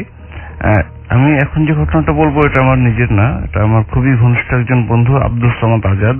ওর ঘটনা ওর মায়ের সাথে ইনফ্যাক্ট, তবে ও ছিল স্পটে কিন্তু ওর কিছু মনে নেই কারণ ও তখন এতই ছোট। আচ্ছা। ঘটনার সময়কাল হচ্ছে 1972 সাল। আচ্ছা। স্থান হচ্ছে পাকিস্তানের বালুচিস্তান। আচ্ছা। আমি ঘটনাটা শুনেছি 2002 সালে। আজাদ আমার সাথে আইবি হোস্টেলে থাকতো, আমার রুমে থাকতো 507 স্টুডেন্ট ব্লকে। তো ও আমাকে বলেছিল এবং আমার সাথে আরো অনেক বন্ধু আমার ক্লাসমেট তারাও শুনেছিল জিনিসটা। তো ব্যাপারটা এরকম যে আজাদের বাবা উনি ছিলেন পাকিস্তান এয়ারফোর্সের একজন অফিসার। যারা আমাদের মুক্তিযুদ্ধ চলাকালীন মুক্তিযুদ্ধে যোগ দিতে পারেননি, পালিয়ে আসতে পারেননি, অথচ পাকিস্তানের প্রতি আনুগত্য স্বীকার করেননি, ওই সময় ওখানকার আটকে পড়ে যে অফিসাররা তাদের সাথে একটা ট্রিটমেন্ট করা হয়েছিল যে তাদেরকে আলাদা করে রাখা হয়েছিল। এবং 1972 সালে ওই সময় ব্যাপারটা এরকম ছিল যে তাদের কোর্ট মার্শাল করা হচ্ছিল। তো আজাদের বাবাকে আলাদা রাখা হয়েছিল আর ওদের ফ্যামিলিটা ছিল হচ্ছে মানে বাকি সমস্ত অফিসারদের ফ্যামিলি যেখানে সেখানেই বালুচিস্তানের একটা মোটামুটি নিরিবিলি এলাকায় প্রোটেক্টেড এরিয়া, সেখানে ঘটনাটা ঘটে। আজাদ তখন খুবই ছোট। আর ওই ঘটনার সময় ওরা 3 ভাই বোন ছিল, ওর মা ছিলেন আর ওদের একজন মেড সার্ভেন্ট ছিলেন, সে বালুচ। তো একদিন রাতে ঘুমানোর সময় ঘটনা, ওর কিছুই মনে নেই, ওর মার কাছ থেকে শুনেছে জিনিসটা। আমি ওর কাছ থেকে শুনেছি 2002 সালে। এবং আগে একটু বলে রাখি যে ঘটনাটা যে খুব ভয়ঙ্কর তা না, কিন্তু শুনে আমার কাছে খুব অদ্ভুত লেগেছিল। এবং আমি 2002 সালে শোনার পরে মানে আজকে থেকে প্রায় 10 বছর আগে আমি এটা শুনেছি। এরপরে আমি এটা নিয়ে অনেকে প্রশ্ন করেছি যে এরকম কি হতে পারে কিনা। আমি কিছুটা ব্যাখ্যা পেয়েছি যেটা আমি ঘটনাটা শেষ হলে এক লাইনে বলে দেব। তো ব্যাপারটা এরকম যে রাতে সবাই ঘুমাতে যাচ্ছে, ওরা 3 ভাই বোন ঘুমিয়ে পড়েছে অলরেডি। ওর মা ঘুমাতে যাবে, মেড সার্ভেন্টকে বললো যে মশারিটা নিয়ে আয়। মশারিটা ছিল ওরা যেখানে ঘুমিয়েছে তার থেকে একটু দূরে। তো মেড সার্ভেন্ট গিয়েছে কিন্তু অনেকক্ষণ কোনো সারা শব্দ নেই, আসছে না। তো মা বারবার বলছে যে মশারি নিয়ে আয়, এদের মশা কামড়াচ্ছে, এরকম বারবার বলছে কিন্তু আসছেই না। একটা পর্যায়ে গিয়ে ওর মা জোরে জোরে বলছে যে কি হলো, আনছিস না কেন এখনো? তখন মেড সার্ভেন্ট উর্দুতে উত্তর দিল যে মশারি আসছে না। তো মা বললো আসছে না মানে? তোর যে মশারি আমি আনার চেষ্টা করছি কিন্তু মশারিটা আসছে না। তোর মা তখন একটু রেগে গেলেন, রেগে গিয়ে উঠে দেখলেন যে ওই মেড সার্ভেন্ট যে কাজটা করছে তখন যে ওই ওয়ার্ড্রোবের ডেরাসটা খুলে মশারিটা টান দিয়ে নিয়ে আসছে সামনের দিকে, কিন্তু ছেড়ে দেওয়া মাত্রই মশারিটা আবার আগের জায়গায় ফিরে যাচ্ছে। মানে মনে হচ্ছে যেন রাবারের কিছুর সাথে আটকানো, টান দিলে আবার চলে যাচ্ছে। তোর মা প্রথম দেখা যেটা সন্দেহ করলেন যে তখনকার মশারিতে এরকম এখনকার মতো সিনথেটিক নেটে ছিল না, সুতি ছিল, সোপ পেরেক টেরেকে বেঁধে যাওয়া খুব স্বাভাবিক। উনি ভাবলেন যে হয়তো দেরাজের পিছনে যে পার্টিশনটা সেখানে কোনো পেরেকে বা কোথাও বেঁধে আছে, টান দিলের জন্য আসছে না। উনি বললেন যে ভালো করে টান, চলে আসবে, দেখিস ছেড়ে ফেলিস না, ভালো করে টান। তো সে টানলো এবং ওর মা খেয়াল করলেন যে মানে খুবই অ্যাবনর্মালি ওটা আবার রিটার্ন হয়ে যাচ্ছে, বাউন্স ব্যাক করছে। তখন ওর মা একটু কিছু একটা সন্দেহ করলেন, বললেন যে তুই সর আমি দেখি। তারপরে ওর মা হাত দিয়ে ধরলেন জিনিসটা, এবং আজাদের ভাষ্য মতে, আমার ওই বন্ধুর ভাষ্য মতে, ওর মা যেটা ফিল করলেন যে মশারিটা ওর মায়ের ভাষায় যে আগুনের থেকেও বেশি গরম।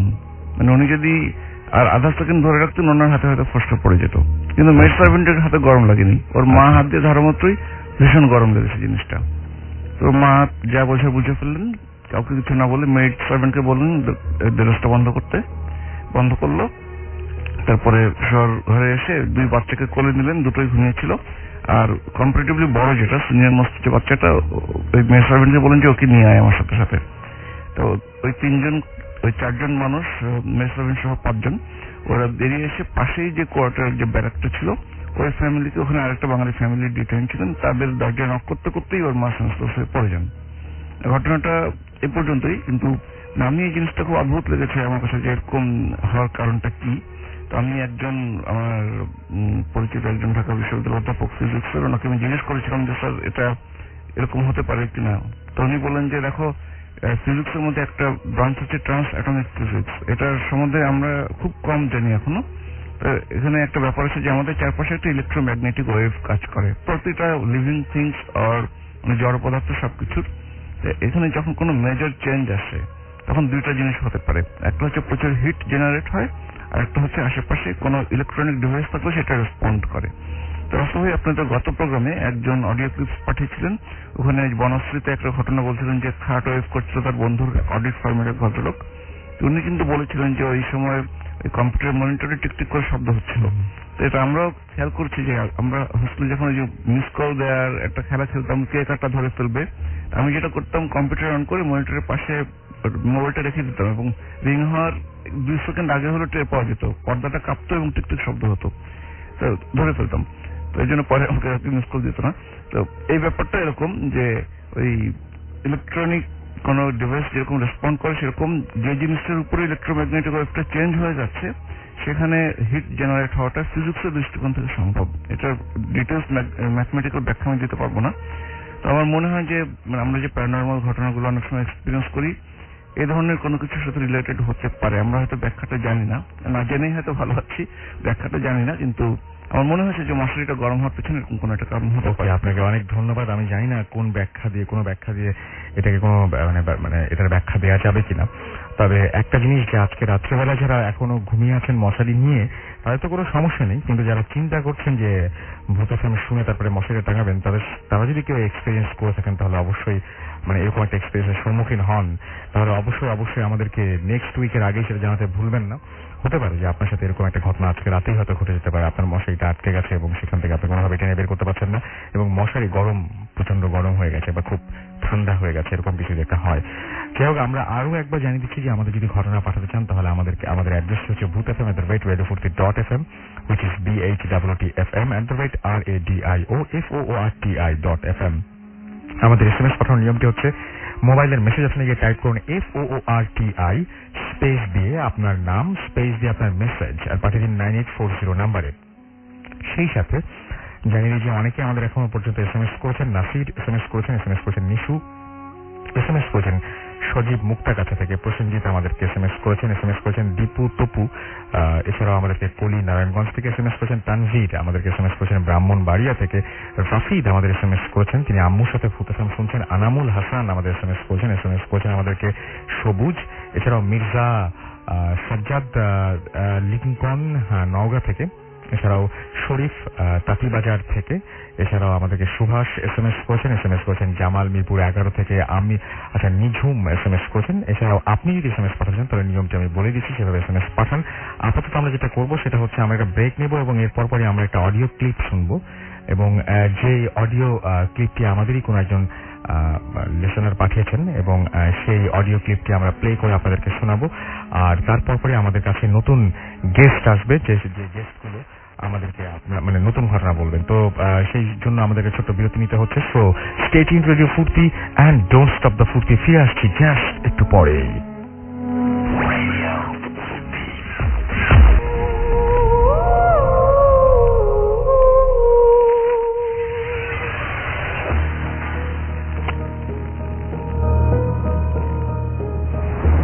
আসসালামু আলাইকুম রাসেল ভাইয়া, আমি সেটা বলছি।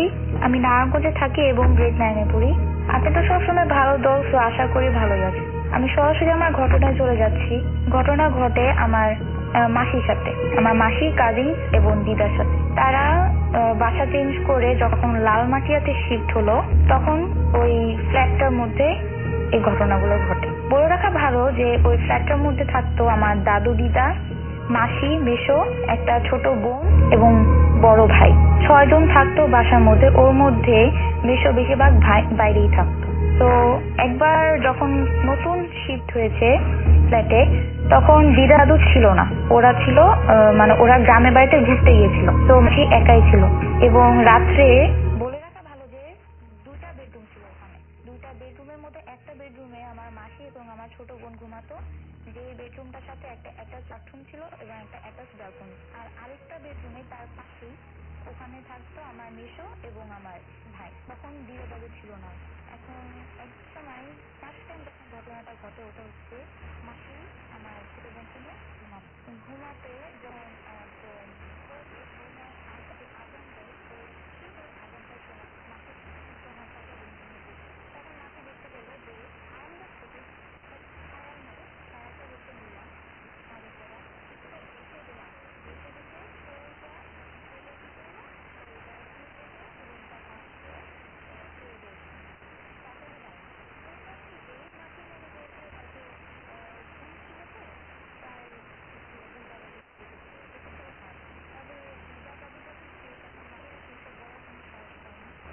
তাকে নিয়ে নেয়। নিয়ে যাওয়ার পর তখন মাসি, দিদা আর আমার ছোট বোন তখন দেখতে পেলো যে তখন দেখা গেলো যে দিদাও সেম রুম থেকে প্রায় সময় কি হতো, ঠিক একই টাইমে আজানের সময় দুপুর হবার আগে যখন কাক মাছে ডাকা শুরু করে, তখন ওই ব্যালকনি থেকে বেডের পাশ দিয়ে বেডরুমের পাশ দিয়ে একটা ছায়ার মতো এরকম কয়েকদিন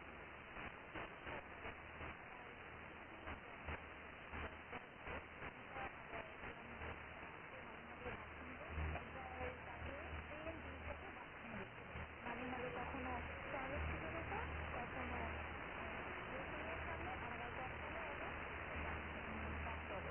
বাথরুমও সেম জিনিস দেখেছে এবং তার রুম যে পাশে এরকম হলো। কিন্তু দিদা মাসি দুজনেই এই জিনিসটা শেয়ার করেছে। সবাই মাঝে মধ্যে দেখেছে। কাহিনী এখানেই শেষ হয়নি। এটা আমার ভাইয়ের সাথেও ঘটে। একবার হয়েছে কি পুরা ফ্যামিলি একটা দাওয়াত খেতে চলে গেছে, কিন্তু আমার ভাইয়ের হয়তো বা জ্বর ছিল, মায়ের শরীরটা খারাপ ছিল, দেখতে যেতে পারে। তো পুরো ওই বাসাটাতে একা ছিল। বাসায় একা থাকার কারণে ও ওখান থেকে গেম খেলছিল এবং গেমের তালে ও আসলে ঠিক বুঝতে পারে না যে ওর কাঁধে কারোর একটা হাত, কেমন যেন একটা হাত এসে ওর কাঁধে ছিল। ও ভাবছে যে এটা হয়তো মাছি নালে মশা নালে কিছু একটা এসে উড়ে পড়েছে, তাই ও কি করলো, হাত দিয়ে সরায়। হাত দিয়ে সরাবার পর বুঝলো যে এটা তো মাছি মশার মতো না, এটা হয়তো বা কারোর হাত। ও কিছুক্ষণ চুপচাপ বসে থেকে কিছুক্ষণ ভেবে তাড়াতাড়ি কম্পিউটার বন্ধ করে দৌড় দিয়ে মেইন দরজা খুলে একদম সিঁড়ির উপর বসে থাকে। সিঁড়ির উপর বসে থেকে অপেক্ষা করলো যে কখন ওর মা এবং দিদা ফিরবে। ফেরার পরে ওদেরকে ওদেরকে একদম পুরা ইরাডোরেটলি পুরা বুঝায়, কিন্তু ওরা ওদের কোনো রেসপন্স দেয় না, কারণ ওরা নিজেরাও জানে যে রিস্ক রিলেটিভ। এখন ভাই এটা খুব ভয়ে ভয়ে থাকলো। ভয়ে ভয়ে থাকার পরে জিনিসটা যখন আমার ছোট বোনের সাথে শেয়ার করে, তখন আমার ছোট বোন সেম জিনিস ফিল করতে। মাঝে মাঝে মনে হতো যে ও যখন ঘুমায় ওর পাশে হয়তো কেউ দাঁড়ায় আছে, মানে কেউ ওর দিকে তাকায় আছে। মাঝে মাঝে ইভেন যে গরম যে নিঃশ্বাস, আমরা যে নিঃশ্বাস করি, ওই গরম নিঃশ্বাসটাও সে ফিল করতে পারে। এভাবে চলছে এবং চলছে। এবং আমি যখন দেখি ওর বাসায় যখন দেখি, তখন আমিও এরকম একটা ফিল মানে বাসাটা যেমন রুম টাইপের ছিল এবং বাসাটা অনেক লম্বা ছিল, মানে কয়েকটা লম্বা ফ্লোর ছিল এবং রুমটা দেখে অনেক টাইপের ছিল, স্পেশালি বাথরুম বলা যায় না কেন। তো আমি যখন বাথরুমে গোসল করতেছি, তখন হঠাৎ করে কারেন্ট চলে যায়।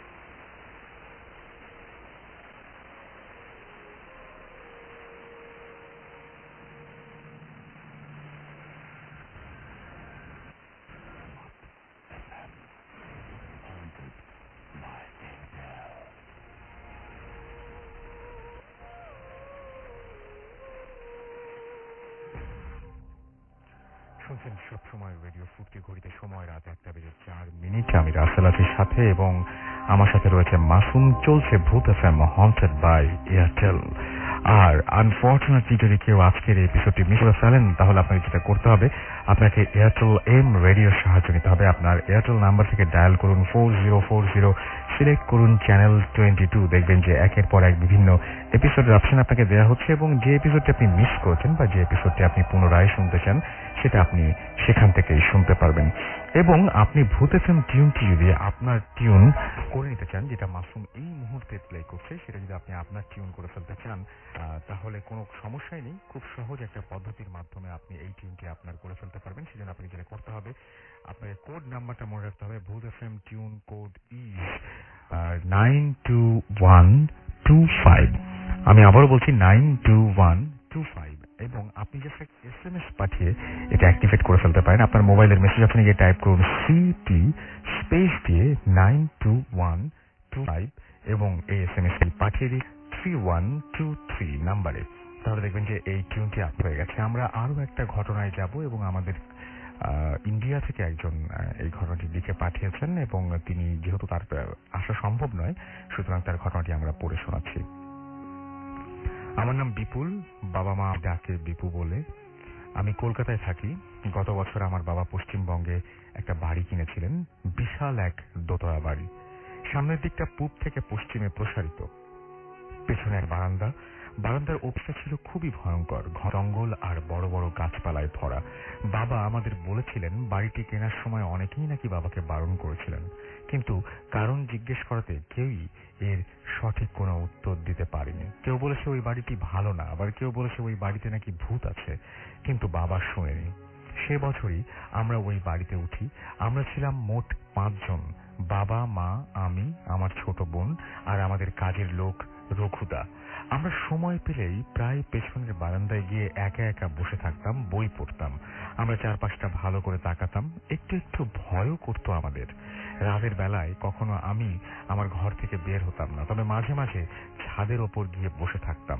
বাবার বারণ ছিল রাতে ছাদে ওঠার ওপর, কিন্তু আমার রাতের বেলাতেই ছাদের ওপর বসে থাকতে বেশি ভালো লাগতো, তাই সময় পেলেই লুকিয়ে ছাদের ওপর চলে যেতাম।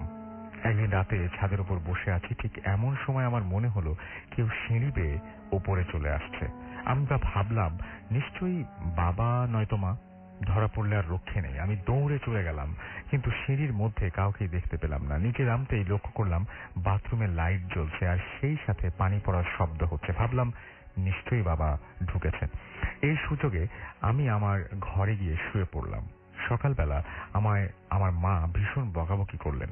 তার অভিযোগ আমি নাকি রাতে বাথরুমের পানি ছেড়ে রেখেছিলাম, কিন্তু কিছুতেই মাকে বিশ্বাস করাতে পারলাম না যে আমি কাল রাতে বাথরুমে যাইনি, পানিও ছাড়িনি। মা বলল আমি তোকে নিজের চোখে বাথরুমে ঢুকতে দেখেছি। সেদিনের বকাবকিতে সারাটা দিন মনটা খারাপ করেছিলাম। সন্ধ্যা হওয়া মাত্র চলে গেলাম ছাদের উপরে। ছাদের উপরে যাওয়া মাত্রই কিছু একটা উপলব্ধি করলাম। আমি ঠিক যেখানে বসেছিলাম ঠিক সেখানেই এই মাত্র কেউ একজন বসেছিল। মনে হলো আমার উপস্থিতি টের পেয়ে জিনিসটা কোথায় যেন উধাও হয়ে গেল।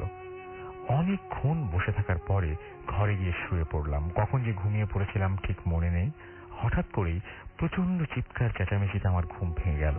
কি যেন আমার নাম ধরে ডাকছে, বিপু যাসনে, দাঁড়া বিপু। বিপু চলে গেল। বিছানা থেকে এক লাফে উঠে গেলাম, গিয়ে দেখি মা বারান্দায় গিয়ে জঙ্গলের দিকে ইশারা করে কাকে যেন ডাকছে, কিন্তু কাকে ডাকছে কেউ তো নেই সেখানে। এর মধ্যে বাবা আর রঘুদাও চলে এসেছে। বাবা মাকে বারবার বোঝানোর চেষ্টা করছে বিপু কোথাও যায়নি, এখানে আছে, দেখো। মা আমার দিকে তাকিয়ে অবাক হয়ে গেল। মা বলল তাহলে ওইখান দিয়ে কে চলে গেল? বাবা মাকে বলে ওইখান দিয়ে কেউই যায়নি, তুমি ভুল দেখেছো। ইতোমধ্যে আমার ছোট বোনটার ঘুম ভেঙে গেছে। ও মার এই অবস্থা দেখে ভয়ে কান্না শুরু করে দিয়েছে। এরপর মাকে ঘরে নিয়ে গেলাম। আমার মনে বারবার চিন্তা হতে লাগলো, মা গত রাতেও আমার মতো কাকে যেন দেখেছে, আবার আজ রাতেও আমার মতো কাকে যেন জঙ্গলের ধারে চলে যেতে দেখেছে। ঠিক বুঝে উঠতে পারছি না। এখন আমার ছাদের ওপর যেতেও ভয় করে। মার এই ঘটনা পরপর আরো কয়েকদিন ঘটল। বাবা একজন ঠাকুর মশাইকে বাড়িতে নিয়ে এলেন। তিনি মন্ত্র পাঠ করে দিয়ে গেলেন এবং বললেন এরপর থেকে আর কোনো সমস্যা হবে না, কিন্তু ফল হলো না। এরপর থেকে সমস্যা আরো বাড়তে লাগলো। আমার ছোট বোনটা প্রায় ঘুমের ঘুরে চিৎকার করে ওঠে, কিন্তু কিছুতেই কান্না থামে না। মাঝে মাঝে রান্নাঘরের আসবাবপত্র পড়ে যাওয়ার শব্দে সবার ঘুম ভেঙে যেত। প্রথমে ভাবতাম হয়তো বিড়ালের কাজ, কিন্তু আমাদের বাসায় বিড়াল ঢোকার মতো কোনো জায়গা ছিল না। এরপর দিন দিন সমস্যা আরো বাড়তে লাগলো। মাঝে মাঝে মনে হতো বাসার ছাদের ওপর দিয়ে কেউ দৌড়াদৌড়ি করছে। আবার কোনো ঝড় তুফান ছাড়াই বারান্দার ওপর বড় বড় গাছ ভেঙে পড়তো। তারপর কোনো উপায়ন্ত না দেখে কোনো বড় সমস্যা ফেস করার আগেই আমরা বাড়ি ছেড়ে অন্যত্র চলে যাই। এই ছিল ঘটনা, এবং তিনি লিখেছেন যদি ভালো লাগে তাহলে শেয়ার করবেন। এই ঘটনাটি আমি আগেও বলেছি আমাদের পাঠিয়েছেন বিপুল, কলকাতা থেকে, কলকাতা পশ্চিমবঙ্গ থেকে আর কি। থ্যাংক ইউ অনেক দূর থেকে আমাদের এই ঘটনাটি পাঠানোর জন্য। আমরা শুনেছি যে অনেকেই আমাদের যারা দেশের বাইরে রয়েছেন তারাও অনেক সময় ভূত এফএমের ঘটনা গিয়ে অন্যদের বলেন এবং তাদেরকে উৎসাহিত করেন তাদের ঘটনাগুলো শেয়ার করার জন্য বা তাদের ঘটনাগুলো আমাদেরকে জানানোর জন্য। আপনাদেরকে ধন্যবাদ জানানোর কোনো ভাষা আমার জানা নেই, তবে আমি বলবো যে আপনারাই হচ্ছে ভূত এফএম। আপনারা সবাই আছেন বলে ভূত এফএম এখনো পর্যন্ত চলছে এবং আরো অনেক দিন চলবে, সেটাই আশা করব। মোহাম্মদ মিল্টন হাসান আমাদের SMS করেছেন ঢাকা থেকে। এছাড়াও আমাদেরকে আমাদেরকে রাদুসি SMS করেছেন ঢাকা থেকে, এবং আমাদেরকে SMS করেছেন শরীফ। আজকের ঘটনাগুলো অসম সেটা জানিয়েছেন তিনি নরসিংদী থেকে SMS করে। ফয়সাল খান বসুন্ধরা থেকে আমাদের SMS করেছেন আমাদেরকে। এছাড়াও নুরুজ্জামান ঢাকা থেকে, এবং প্রান্ত মিরপুর 11 থেকে SMS করেছেন। রাফাত পুরনো পল্টন থেকে SMS করেছেন। এছাড়াও SMS করেছেন ইমরান নটন কলেজ থেকে, এবং এটা তার প্রথম SMS। সঞ্জয় আমাদেরকে SMS করেছেন, এবং আমাদেরকে SMS করেছেন অনিক ধানমন্ডি 27 থেকে, এবং আমাদেরকে SMS করেছেন মুন রিচার্ড। SMS করেছেন ডেভিলস রনি উত্তরা থেকে, সাইফুল মিরপুর থেকে, দীপু আমাদেরকে ঢাকা মগবাজার থেকে SMS করেছেন, এবং এটা তার প্রথম SMS। এছাড়া আমাদের SMS করেছেন আমাদেরকে দেখতে পাচ্ছি শনির আখড়া থেকে কেউ একজন, নামটি লেখেননি। মাসুদ পারভেজ চট্টগ্রাম থেকে আমাদের SMS করেছেন, এবং অনেকগুলো SMS তিনি পাঠিয়েছেন। আর এছাড়া আমাদেরকে SMS তিনি বলছেন যে তিনি ভূতের অনেক প্রশংসা করেছেন এবং মাসুম ভাইকে থ্যাঙ্কস জানিয়েছেন। আচ্ছা, এটাকে বিয়ে করার জন্য থ্যাঙ্কস দিয়েছে নাকি আমি ঠিক জানি না। যে মাসুম ভাই এতদিন বিয়ে শাদী করেননি, বিয়ে শাদী করেছেন, আপনাকে অনেক অনেক ধন্যবাদ। আফ্রিদি শান্তিনগর থেকে আমাদের SMS করেছেন, এবং আমাদেরকে SMS করেছেন এছাড়াও শশী সহ আরো অনেকে। আপনি যদি SMS করতে চান তাহলে মোবাইলের মেসেজ অপশনে গিয়ে টাইপ করুন FOORTI ফুর্তি, স্পেস দিয়ে আপনার নাম লিখুন এবং তারপর SMS-টি লিখে পাঠিয়ে দিন 9840 নাম্বারে। আমরা চলে যাচ্ছি আমাদের পরবর্তী ঘটনায়, এবং আমাদের পরবর্তী ঘটনাটি বলবেন আমাদেরকে আমাদের সাথে যিনি এসছেন এই মুহূর্তে, তাকে আপনারা সবাই চেনেন, যেটা হচ্ছে বাবু ভাই। তবে বাবু ভাই আজকে নিজের ঘটনা বলতে আসেননি। আমি একটু বলে দেই যে কেন বাবু ভাই আজকে এখানে।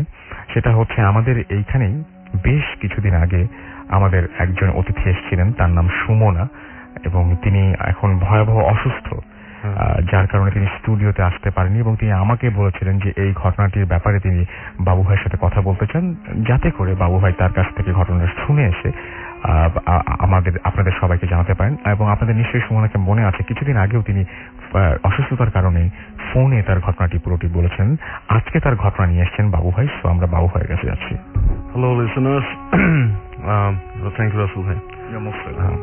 সুমনা আপু ফোন করেছিলেন বেসিক্যালি যে আপনি যে বললেন, তারপরে তো আগে একটু ছোট ভূমিকা দেই, কারণ ফোন করার কারণটা কি ছিল।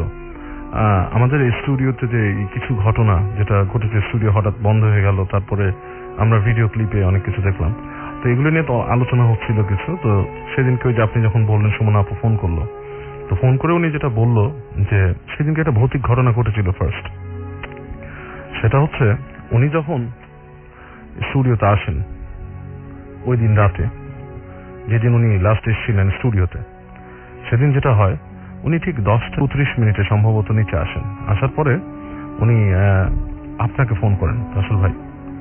হ্যাঁ, আপনাকে ফোন করে বলেন যে রাসেল ভাই আমি এসছি। তো আপনি বললেন যে উপরে উঠে আসেন। তো উনি তখন উপরে উঠে আসেন। আপনাকে বলছিল উনি এটা? না, আমাকে বলেন। আচ্ছা, উনি উপরে উঠে আসেন। উপরে উঠে এসে উনি ওই মুহূর্তেই ওনার হাজবেন্ডকে ফোন করেন বলার জন্য যে উনি পৌঁছেছেন এখানে। তো যখন উনি ওনার হাজবেন্ডকে ফোন করেন, তখন দেখেন ঠিক ওনার এই ঘড়িতেই 10:34 বাজছে। somehow she managed to get up within like 8 to 10 seconds. 10 সেকেন্ডে উনি 9 তলার উপর উঠে এসেছেন। এবং উনি বলছে সিঁড়িতে যখন উনি উঠে আসছিল ওনার একটা আজব একটা অনুভূতি হয়েছিল, মনে হচ্ছে যে ওনাকে কেউ টেনে নিয়ে আসছে, মানে কেমন জানি মানে খুব ফার্স্ট, মানে ওনার কোনো ফিলিংস ছিল না, এরকম একটা অনুভূতি ওনার হয়েছিল সিঁড়িতে। এবং উনি এই জিনিসটাই ফার্স্টে শেয়ার করলো যে আপনাদের এই, আমি আগে মানে জিনিসটা সম্বন্ধে শুনিনি, উনি বললো যে এই যে বিল্ডিং এ এরকম হচ্ছে বা 4 তলা সম্বন্ধে শুনছি, তো এটা কিন্তু আমার হয়েছিল, আমি আপনাদের কারোর সাথে কখনো শেয়ার করিনি, এটা উনি ফার্স্ট বললো। আর সুমন আপু কিছু কাহিনীও বলছে, তো সেটা বলতে গেলে সুমন আপুর পুরো জিনিসটাকে একটা প্ল্যাটফর্মে ফেলতে হয়। আচ্ছা, অ্যাজ উনি আগে যেভাবে বলেছেন আপনাদের যে ওনার সাথে আজব কিছু ঘটনা সবসময় ঘটে যখন উনি ইয়াং ছিলেন তখন থেকেই। যেমন ওনার কিছু ইএসপি ক্ষমতার মতো ছিল, যেটা হচ্ছে উনি বুঝতে পারতেন অনেক কিছুই। যেমন ওনার পরিচিত কেউ মারা গেলে উনি খুব অসুস্থ ফিল করতেন এবং অসুস্থ হয়ে যেতেন।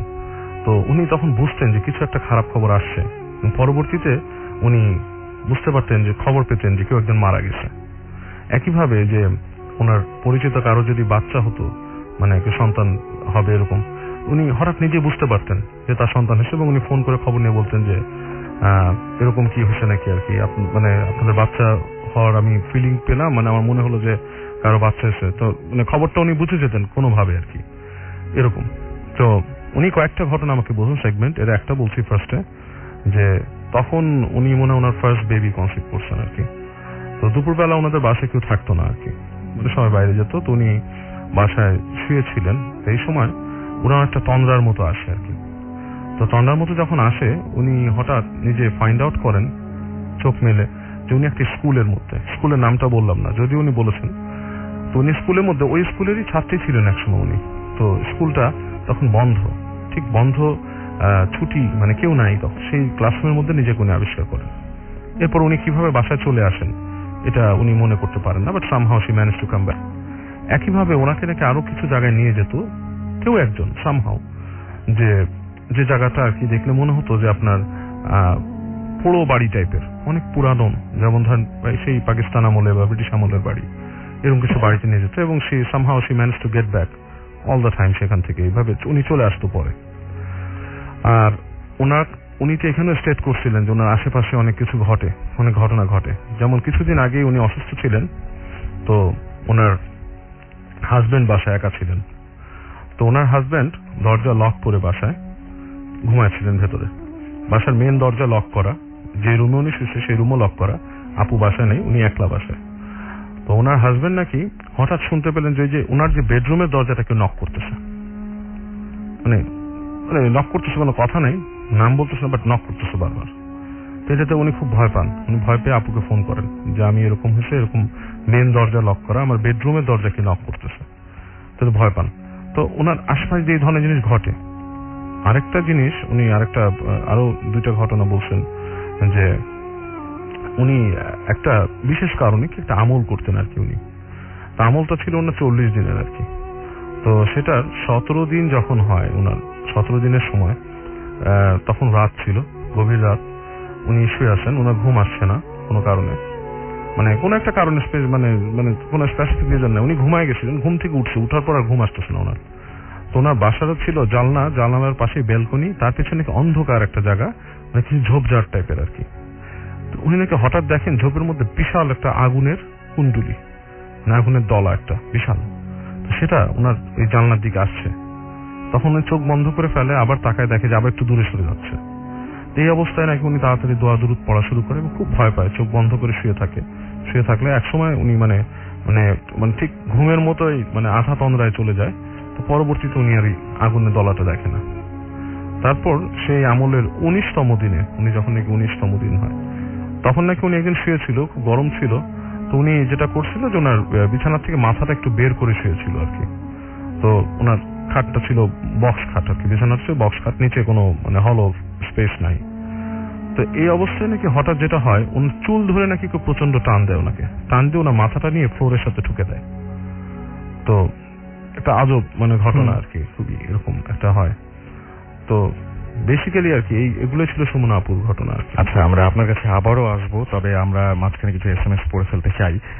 আর সেই SMS গুলোর মধ্যে আমি দেখতে পাচ্ছি মুফিদুল ইসলাম আমাদের SMS করেছেন শেরপুর থেকে, SMS করেছেন ফাহাদ সুনীল আখড়া থেকে, পিয়াস আমাদের SMS করেছেন এবং SMS করেছেন আমাদেরকে দেখতে পাচ্ছি সামারা কোনাপাড়া থেকে, এছাড়াও ইফতি আমাদের SMS করেছেন উত্তরা থেকে, রিয়াদ আমাদের SMS করেছেন বরিশাল থেকে, বাপ্পি ঢাকা থেকে SMS করেছেন, SMS করেছেন আমাদেরকে খোকন ময়মনসিং থেকে, রিফিন আমাদের SMS করেছেন বগুড়া থেকে, ফাতেমা ফার্মগেট থেকে SMS করেছেন, শ্রাবণী আমাদের SMS করেছেন আমাদেরকে হোসাইন, এছাড়াও মিলন হাসান আমাদের SMS করেছেন রওনক, শফিক মতিঝিল থেকে আমাদের SMS করেছেন। আজকের ঘটনাগুলো তার কাছে খুব আনকমন লাগছে এবং তার মানে বুঝতেই পারছি তার কাছে অনেক বেশি ভালো লাগছে। আমরা সবসময় নতুন ঘটনা চাই আপনাদের কাছে, আসলে এভাবেই আমাদেরকে। এছাড়াও রহিম ও সুজন আমাদের SMS করেছেন আমাদেরকে। এছাড়াও দেখতে পাচ্ছি হাসিব ঢাকা থেকে, নূপুর আমাদের SMS করেছেন দিনার, SMS করেছেন রকি, বিপ্লব সহ আরো অনেকে। আপনি যদি SMS করতে চান তাহলে মোবাইলের মেসেজ অপশনে গিয়ে টাইপ করুন FOORTI ফুর্তি, তারপরে স্পেস দিয়ে আপনার নাম, স্পেস দিয়ে আপনার মেসেজ পাঠিয়ে দিন 9840 নম্বরে। আমরা চলে যাব ছোট্ট একটা বিরতিতে এবং তারপরে আবারও ফিরে আসবো নতুন ঘটনা নিয়ে। সুতরাং আমাদের সঙ্গেই থাকুন এবং স্টে টিউনড টু ফুর্তি অ্যান্ড ডোন্ট স্টপ দ্য ফুর্তি।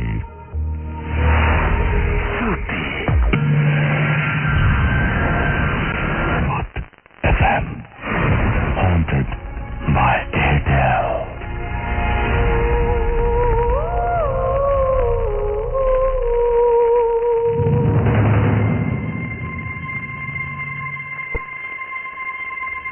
শুনছেন সবসময় রেডিও ফুর্তি। ঘড়িতে সময় এক্স্যাক্টলি রাত 1:25। আমি রাসেল আছি সাথে এবং আমার সাথে রয়েছে মাসুম এবং আজকের অতিথিরা। তো আপনাদের সবাইকে আরো একবার স্বাগত জানাচ্ছি। আমি রাসেল এবং সেই সাথে জানিয়ে দিচ্ছি অনেকের SMS আমি এখনো দেখতে পাচ্ছি। শামীম শরীফ আমাকে SMS করেছেন ববি গাজীপুর থেকে, মারুফ ময়মনসিং থেকে SMS করেছেন তানভীর, SMS করেছেন শাকিল ময়মনসিংকে, এছাড়াও SMS করেছেন মোহাম্মদ জাহাঙ্গীর আলম রাজশাহী থেকে, ফরহাদ রাজশাহী থেকে SMS করেছেন। জানিয়েছেন আজকের ঘটনাগুলো অনেক বেশি ভালো লেগেছে তার কাছে। লিটন সহ আরো অনেক SMS করেছেন। আপনি যদি SMS পাঠাতে চান তাহলে মোবাইলের মেসেজ অপশনে গিয়ে টাইপ করুন ফুর্তি FOORTI ফুর্তি, স্পেস দিয়ে আপনার নাম, স্পেস দিয়ে আপনার মেসেজ পাঠিয়ে দিন 9840 নম্বরে, আপনার এয়ারটেল নাম্বার থেকে বা অন্য যে কোনো নাম্বার থেকে। আমরা চলে যাচ্ছি আমাদের পরবর্তী গেস্টের কাছে তার ঘটনা শুনতে। আপনার নামটা বলবেন এবং কোথা থেকে এসেছেন প্লিজ একটু বলবেন। আমি ইয়াসিন আহমেদ মুন্না, রামপুরা থেকে। থ্যাংক ইউ মাহি আমার সাথে আসার জন্য। রাসেল ভাই, আজকে আমি যে ঘটনাটা বলবো আপনাদের, সেটা আমার নিজের সাথেই ঘটে যাওয়া আমার নানা বাড়িতে।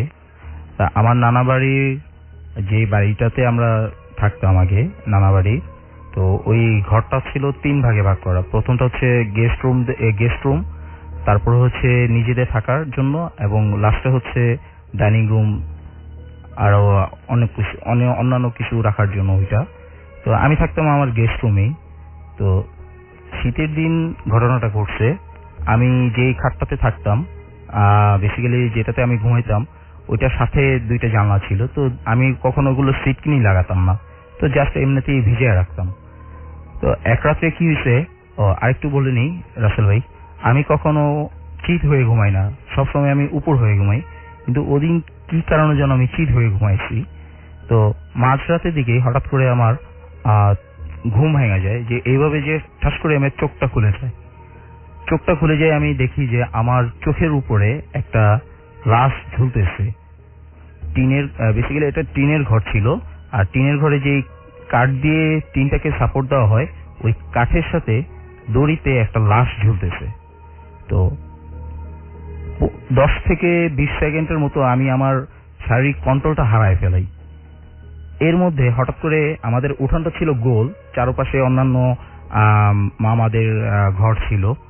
তো এই উঠোন থেকে একটা আমাদের পোষা কুকুর ছিল, ওই কুকুরটা হঠাৎ করে চিৎকার করে উঠলো। চিৎকার করার সাথে সাথে আমার কন্ট্রোলটা আমার ভিতরে আবার ফিরে আসে, এবং সাথে সাথে আমি আমার জামাটা যখন খুলে ফেলি, তখন দেখি যে কুকুরটা যেদিক দিয়ে পালাইতে চাইতেছে। কুকুরটা সব দিকেই ছোটাছুটি করতেছে, পালাইতে চাইতেছে, কিন্তু মনে হচ্ছে যে যেদিক দিয়ে যায় ওইখানে কোনো কেউকে মারতে আসতেছে কিংবা এই টাইপ কিছু বাধা পাচ্ছে, আবার অন্যদিকে চলে যায়। এভাবে প্রায় অনেকক্ষণ 3-4 মিনিটের মতো দৌড়াদৌড়ি করলো। এই সময় আমার পাশের মামা, তার ওয়াইফ এবং বাচ্চা কাচ্চা রাতের বেলা তো জানে না, গ্রামের বাড়ির টয়লেটগুলো একটু দূরে হয়। তো টয়লেটের জন্য ওনারা যখন দরজাটা খুলে বের হয়েছে, কুকুরটা ভয়ে ওদিকে দৌড় দিছে, চিৎকার করতে করতে ওদিকে দৌড় দিছে। আর কুকুরটা আসতে দেখে আমার মামাতো ভাই বোনগুলো ছোট ছোট ছিল, ওরাও প্রচন্ড ভয়ে চিৎকার দিছে। তো ওই চিৎকারে কুকুরটা আরো বেশি ভয় পেয়ে অন্যদিক দিয়ে পালায় গেছে। এখানে রাসেল ভাই, আমি যেটা ঘুম থেকে দেখলাম সেটা হয়তো বা হ্যালুসিনেশন হইতে পারে, কিন্তু কুকুরটা যে পালানোর জন্য যে আপ্রাণ চেষ্টা করতেছিল ওইটা তো হ্যালুসিনেশন ছিল না। এটাই ছিল আমার ঘটনা। ওকে, থ্যাংক ইউ সো মাচ, আপনাকে অনেক অনেক ধন্যবাদ। আমরা চলে যাচ্ছি আমাদের পরবর্তী ঘটনায়। আর তবে তার আগে কিছু SMS পড়ে ফেলতে চাই। আমাদেরকে ডিজে নিক SMS করেছেন ওয়ারি থেকে, এবং আমাদেরকে SMS করেছেন নাইম গৌরীপুর ময়মনসিং থেকে, জিজ্ঞেস করেছেন কেমন আছি আমি সবসময় ভালো থাকি, সবসময় ভালোর দলে। কেন তার SMS পড়ি না সেই সম্পর্কে তিনি প্রশ্ন করেছেন। আমি আপনার SMS যে মুহূর্তে পেয়েছি সেই মুহূর্তেই পড়তে শুরু করেছি। এরকম না যে আসলে যে আপনার SMS আপনি পাঠাবেন, আপনাকে আমি তো চিনি না, সুতরাং আপনার SMS না পড়ার বা আলাদাভাবে বাছাই করে না পড়ার কোনো কারণ আমার কাছে নাই আসলে। নূর আলম আমাকে টঙ্গী থেকে SMS করেছেন এবং তার কাছে ঘটনাগুলো অনেক ভালো লাগছে। আমাদেরকে অ্যান্ডি এবং ডেইজি SMS করেছেন আমাদেরকে জেমস বন্ড 007 SMS করেছেন মাহিন ফরিদপুর থেকে, এবং আমাদেরকে SMS করেছেন মাহিয়া চিটাগং থেকে, এবং তিনি ভূত FM অনেক পছন্দ করেন সেটা জানিয়েছেন। সুমিত সরকার আমাদেরকে SMS করেছেন বারোহাট্টা নেত্রকোনা থেকে, এবং আমাদেরকে SMS করেছেন হুমায়ুন কবির। এছাড়াও SMS করেছেন আমাদেরকে পাভেল বরিশাল থেকে। শান্তা আমাদেরকে SMS করেছেন পটিয়া থেকে, এবং তিনি বলছেন যে এক্সেপশনাল এবং ভয়ঙ্কর ঘটনা আজকের ঘটনাগুলো। এবং আমিনুল আমাদেরকে SMS করেছেন শাহিন চট্টগ্রাম থেকে, SMS করেছেন মামুন বরিশাল থেকে, এবং তিনি লঞ্চে করে যাচ্ছেন এবং তার SMS পড়া হয় না সেই অভিযোগ করেছেন। মঈন আমাদের ডেমরা থেকে SMS করেছেন আমাদেরকে। এছাড়াও হেলাল খুলনা থেকে, নীলা খুলনা থেকে SMS করেছেন, ভয় পাচ্ছেন বাট খুব মজা লাগছে তার কাছে। হাসান, তারা চারজন মিলে ভূত FM শুনছেন। তুষার এবং রিপন আমাদের সাথে রয়েছেন এই মুহূর্তে। রেজা আমাদের সাথে রয়েছেন ঢাকা ইউনিভার্সিটি থেকে, তিনি আমাদের SMSটি পাঠিয়েছেন। তো আমরা চলে যাব পরবর্তী ঘটনায়, এবং তার আগে আরো দুই একটা SMS বাকি রয়েছে, অনেক SMS ইনফ্যাক্ট বাকি রয়েছে। আমাদেরকে SMS করেছেন মিতু মাটিকাটা থেকে, এবং তিনি বলছেন যে আজকের ঘটনাগুলো অন্যরকম ভয়ঙ্কর। তিনি এবং তার ফ্রেন্ড হাসান একসাথে ভূত FM শুনছেন। আর দিনার, জাহাঙ্গীর, রাজ্য, অনিক, দিহান মিরপুর 12 থেকে SMS করেছেন, এবং তিনি বলছেন যে প্লিজ রিড মাই SMS। আমি আপনার SMS পড়ে ফেললাম। ইভেন ফ্রম রাজশাহী আমাদের SMS করেছেন, এটা ইভান হবে সম্ভবত নামটা, এবং তিনি বলছেন যে ভূত FM তিনি অনেকদিন থেকে শুনছেন। মাঝে মাঝে ঘটনাগুলো তার কাছে অনেকটা সময় মানে যেরকম লাগে তার চাইতে আজকের ঘটনাগুলো অনেক নতুন এবং অন্যরকম লাগছে, এবং তিনি বলছেন যে ভূত FM অনেক বেশি মজার লাগছে তার কাছে। আবারও রাশেদ চট্টগ্রাম থেকে SMS করেছেন, এবং তিনি বলছেন যে বাবু ভাইয়ের কাহিনী বলার স্টাইলটা অনেক ভালো লাগে। সো বাবু ভাই জিয়ার, এবং বাবু ভাই আজকে আমাদেরকে নেক্সট ঘটনা বলার জন্য প্রস্তুত। তার আগে আমি বাবু ভাইকে জিজ্ঞেস করবো যে আসলেই মানে আমি একটু আগে শুনছিলাম আমাদের সুমনা আপুর ঘটনাগুলো, এবং আপনি বলছিলেন যেগুলো তার কাছ থেকে শুনে সেই ঘটনাগুলো আসলে ভয়ঙ্কর, মানে জিনিসগুলো মানুষের সাথে যে ঘটে, হ্যাঁ সেটা তো ভয়ঙ্কর। এই মানে এই ধরনের এক্সপিরিয়েন্স যাদের হয় আসলে যার সাথে হয় সে বুঝবে। আপনি সাধারণ মানুষ কিন্তু যে এটা এক্সপিরিয়েন্স করেনি তারা বোঝে না। অনেকে এটাকে আবার অনেক মজার ব্যাপারও মনে করে বসে। হ্যাঁ, বাট নাথিংস লাইক দ্যাট। যে আসলে এক্সপিরিয়েন্স করছে সে কিন্তু বোঝে জিনিসটা কি। আমরা খুব দ্রুত তার আরোগ্য কামনা করছি, এবং আশা করছি খুব দ্রুত সুমনা আপু আবারও সুস্থ হয়ে উঠবেন, সেটাই আশা করব। তো বাবাই আমরা নেক্সট ঘটনায় যাই। আচ্ছা, একটা ছোট ঘটনা বলবো, তারপর আরেকটা ঘটনা, ঠিক আছে? এই ছোট ঘটনা হচ্ছে আমি একজন আর কি আপনার ফেরিওয়ালার মুখে শোনা আর কি। হ্যাঁ, তো সে আপনার কথায় কথায় বলছিল আর কি একদিন যে ভৌতিক ব্যাপার নিয়ে। মানে ওই দিন আপনার শীতকাল ছিল, বসেছিলাম পার্কে লেকে আর কি। তো ওখানে ওই বাদামাল আর কি কথায় কথা বলতেছে আর কি। আমরা ভূতের গল্প করতেছিলাম, তখন এসে বলতেছে যে ভাই ভূত কিনা জানি না, তবে তাদের দেশে তাদের গ্রামে সে একবার শ্মশান ঘাটের পাশ দিয়ে যাচ্ছিল। শ্মশান ঘাটের পাশ দিয়ে যাচ্ছে, তো সাধারণত রাতে কিন্তু এই দাহ করে না, পোড়ায় না। হ্যাঁ, তো সে দেখতে পেল যে কিছু মানুষ ওখানে রাতের বেলা মনে হচ্ছে আপনার সব পোড়াচ্ছে আর কি, এবং ওখানে মানে তারা সবাই আপনার কেমন একটা শব্দ করতেছে বিচিত্র রকমের।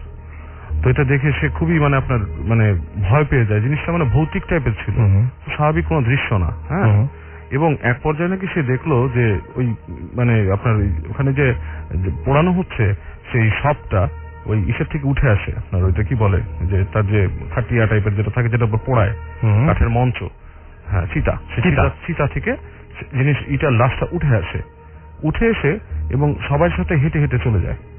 তো এটা আমার কাছে খুব হ্যারি ফরিফিক লাগছিল।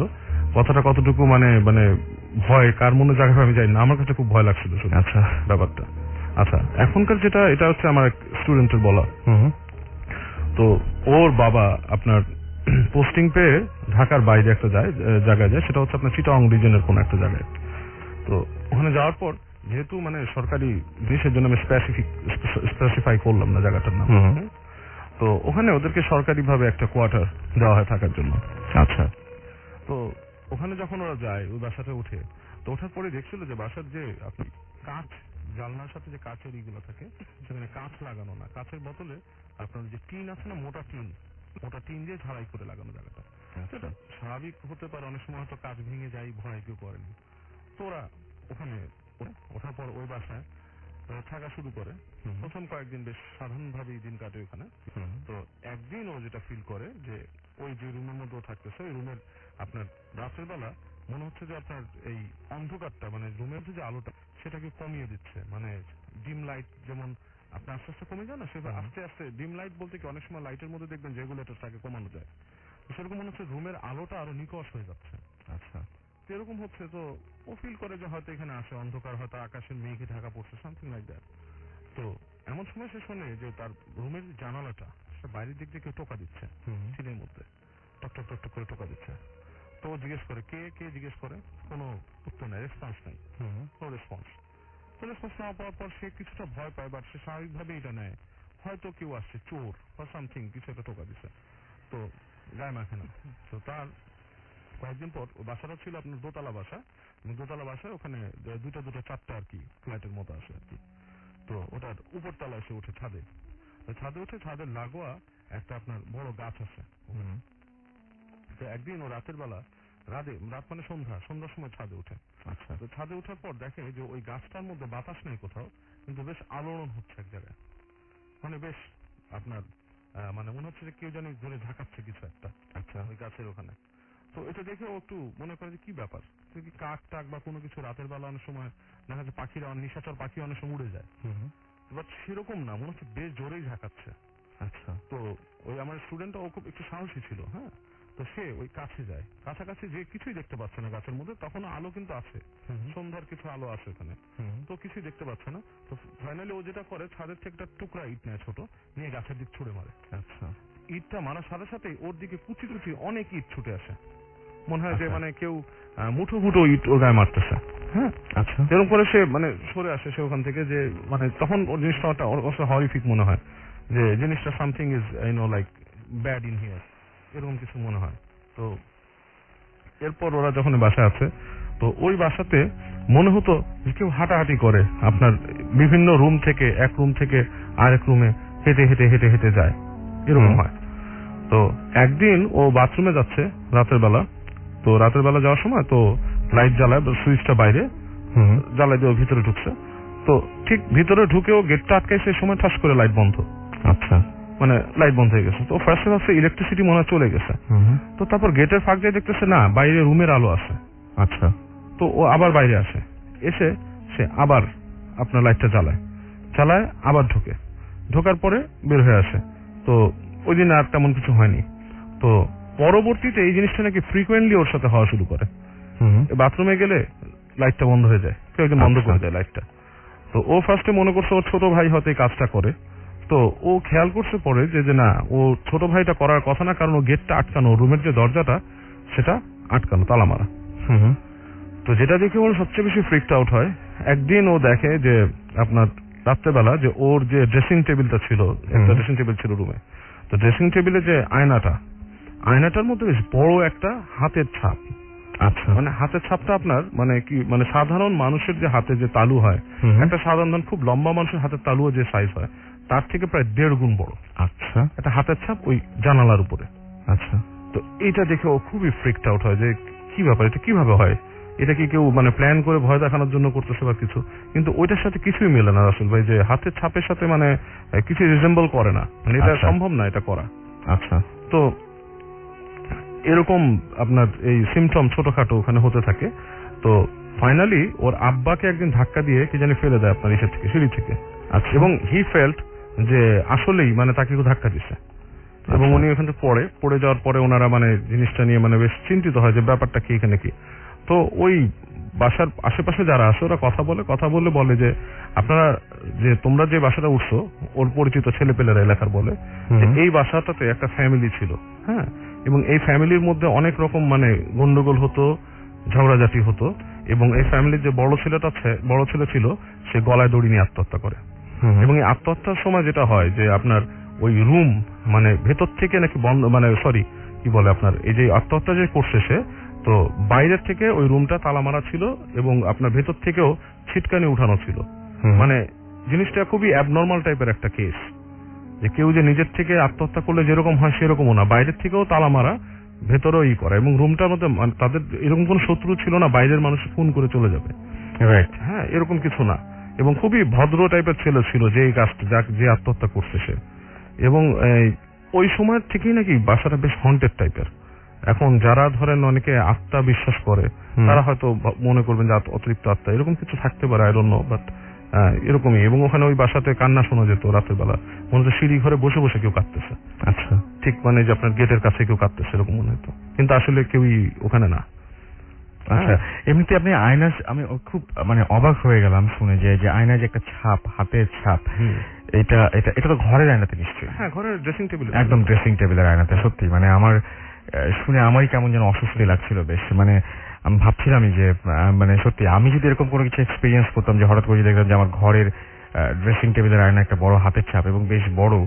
এবং এর আগে আপনাকে একবার এরকম বলছিলাম আমি যে আমাদের আরেকটা মানে বড় ভাই, উনি হাবিব ভাই নাম ছিল ওনার, উনি একটা বাড়ি মিরপুরে বলছিলাম, ওনার বাসায় কিন্তু ওই যে ফ্রিজের বটলের মধ্যে উনি দেখছে যে মনে হচ্ছে যে কেউ হাত দিয়ে ধরে বোতলটাকে ধরছে, বোতলের মধ্যে পুরো ছাপ পড়েছিল। আমি এর আগে বলছি, রাইট। তো এই হাতের ছাপটা আসলে এটা কিন্তু খুব আশ্চর্য একটা ব্যাপার। এবং সেটা অবশ্যই মানে আমি যত জায়গায় শুনেছি হাতের ছাপ বা পায়ের ছাপ যেটাই বলি না কেন, সব ক্ষেত্রে যেটা হয়েছে সেটা হচ্ছে আসলে ওইটা বাসার কারোর সাথে মেলে নাই, না, একদম পুরোপুরি ডিফারেন্ট একটা ছাপ। হ্যাঁ, এই ব্যাপারটাই খুব অদ্ভুত। এমনকি আমি আমার নিজের চোখে একবার একটা পায়ের ছাপ দেখছিলাম। আমি পায়ের ছাপটা আমি ঠিক ডিটেক্ট করতে পারিনি, যদিও এটা আমেরিকা ছিল, যে পায়ের ছাপটা মানুষের খালি পায়ের ছাপের মতো না, আবার কোনো প্রাণীর ছাপের মতো না। এবং যে জায়গায় ছাপটা দেখছি ওখানে কোনো এই ধরনের প্রাণী বাস করেও না, বানর বা এই ধরনের কোনো কিছু। কেমন উদ্ভট টাইপের। পায়ের নিচের অংশটা যেখানে আমাদের গোড়ালি থাকে ওটা বেশ সরু হয়ে গেছে, আর উপরের অংশটা বেশ চওড়া হয়ে গেছে। এবং আঙ্গুলের কাজটা আঙ্গুলগুলো যেমন, কিন্তু আমাদের আঙ্গুল কিন্তু চোখা হয় না, বেশ একটু ওভাল টাইপের হয়, চোখা আঙ্গুলগুলো। এরকম পায়ের ছাপ কিন্তু আমি দেখছি। মানে actually it seemed pretty strange. মানে আমি অবাক হয়েছি যে হোয়াট ইজ ইট। এবং একটা পায়ের ছাপ, শুধু একটা পায়ের ছাপ। গ্রামের অনেকের কাছে আমি শুনছি তারা নদীর পাড়ে পায়ের ছাপ দেখছে, পায়ের ছাপটা উল্টা। আচ্ছা, এবং সেটা মানে আমরা ইন অর্ডারে যেভাবে হাঁটলে ছাপ পড়ে সেভাবে না, জাস্ট লাইক উল্টা কেউ হেঁটে চলে গেছে এবং পাটা উল্টা ছিল। আচ্ছা, এটা গ্রামের মানুষের কাছে অনেকের কাছে শোনা। এই ছাপের ব্যাপারগুলো কিন্তু খুব রহস্যময় একটা জিনিস, খুবই। এবং আমরা মানে আমরা সব সময় হয়তো অনেক কিছু ইগনোর করি বা অনেক সময় অনেক ঘটনা এমনিতে চেষ্টা উড়িয়ে দেই। আমার কাছে খুব অদ্ভুত লাগে যে একই টাইপের আমরা যে রেগুলার যে আমাদেরকে সবাই ইমেইল পাঠায়, সেই ইমেলেও আমরা দেখেছি যে একই টাইপের ঘটনা, একই ধরনের ঘটনা, সেটা বিভিন্ন জায়গার মানুষ নানাভাবে নানা সময়ে আমাদের কাছে পাঠাচ্ছেন। তো একই টাইপের ঘটনা যদি বিভিন্ন মানুষ পাঠান, তার মানে কি তারা সবাই ভুল বলছেন বা ভুল এক্সপেরিয়েন্স করছেন, আসলে কোনো কিছু ঘটছে না। আমি কিন্তু কোনো মানে আমার কোনো অপিনিয়ন জানাচ্ছি না, এটা আমি জাস্ট প্রশ্ন করছি আর কি। আমার যেটা মনে হয় রাসেল ভাই, আমি যদি একটু শেয়ার করি, জিনিসটা হচ্ছে এরকম যে যদি আমরা এই ভূত প্রেত জিনিসটা নিয়ে আমরা যারা বিশ্বাস করে বলছি যে জিনিসটা যদি হয়, আমরা মানুষ আমাদের কর্মকাণ্ড কিন্তু অনেকটাই সেম। আপনি আমি কিন্তু বেসিক্যালি ধরেন একজন মানুষ সিগারেট খাচ্ছে, একজন সিগারেট খায়, সিগারেটের ধরার ভঙ্গিও একরকম, মানুষের সাথে ইন্টারাকশনটাও কিন্তু মানুষের অনেকটা একরকম হয়। যদি অশরীরী জিনিসও থাকে তাদেরও ইন্টারাকশন কিন্তু একই রকম হবে। একটা মানুষের ভয় কত ভাবে পায় সেটা হয়তো তারা দেখানোর চেষ্টা করে সামহাউ, নাহলে এই প্রিন্ট রেখে যাওয়ার মানে তার কিছু না। সেটাই।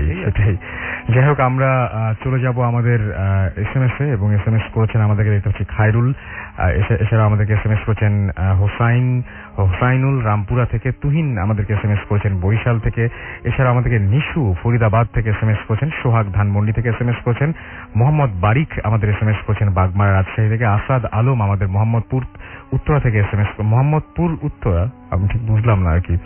আচ্ছা, এছাড়া আমাদেরকে SMS করেছেন আরমিন, এছাড়াও SMS করেছেন শুভ বণিক, SMS করেছেন আমাদেরকে দেখতে পাচ্ছি তামান সহ আরো অনেকে। তো আজকে আর হাতে সময় নেই, আমরা আজকে বিদায় নেব এবং আবারও ফিরে আসবো আগামী শুক্রবার ঠিক রাত 11:59।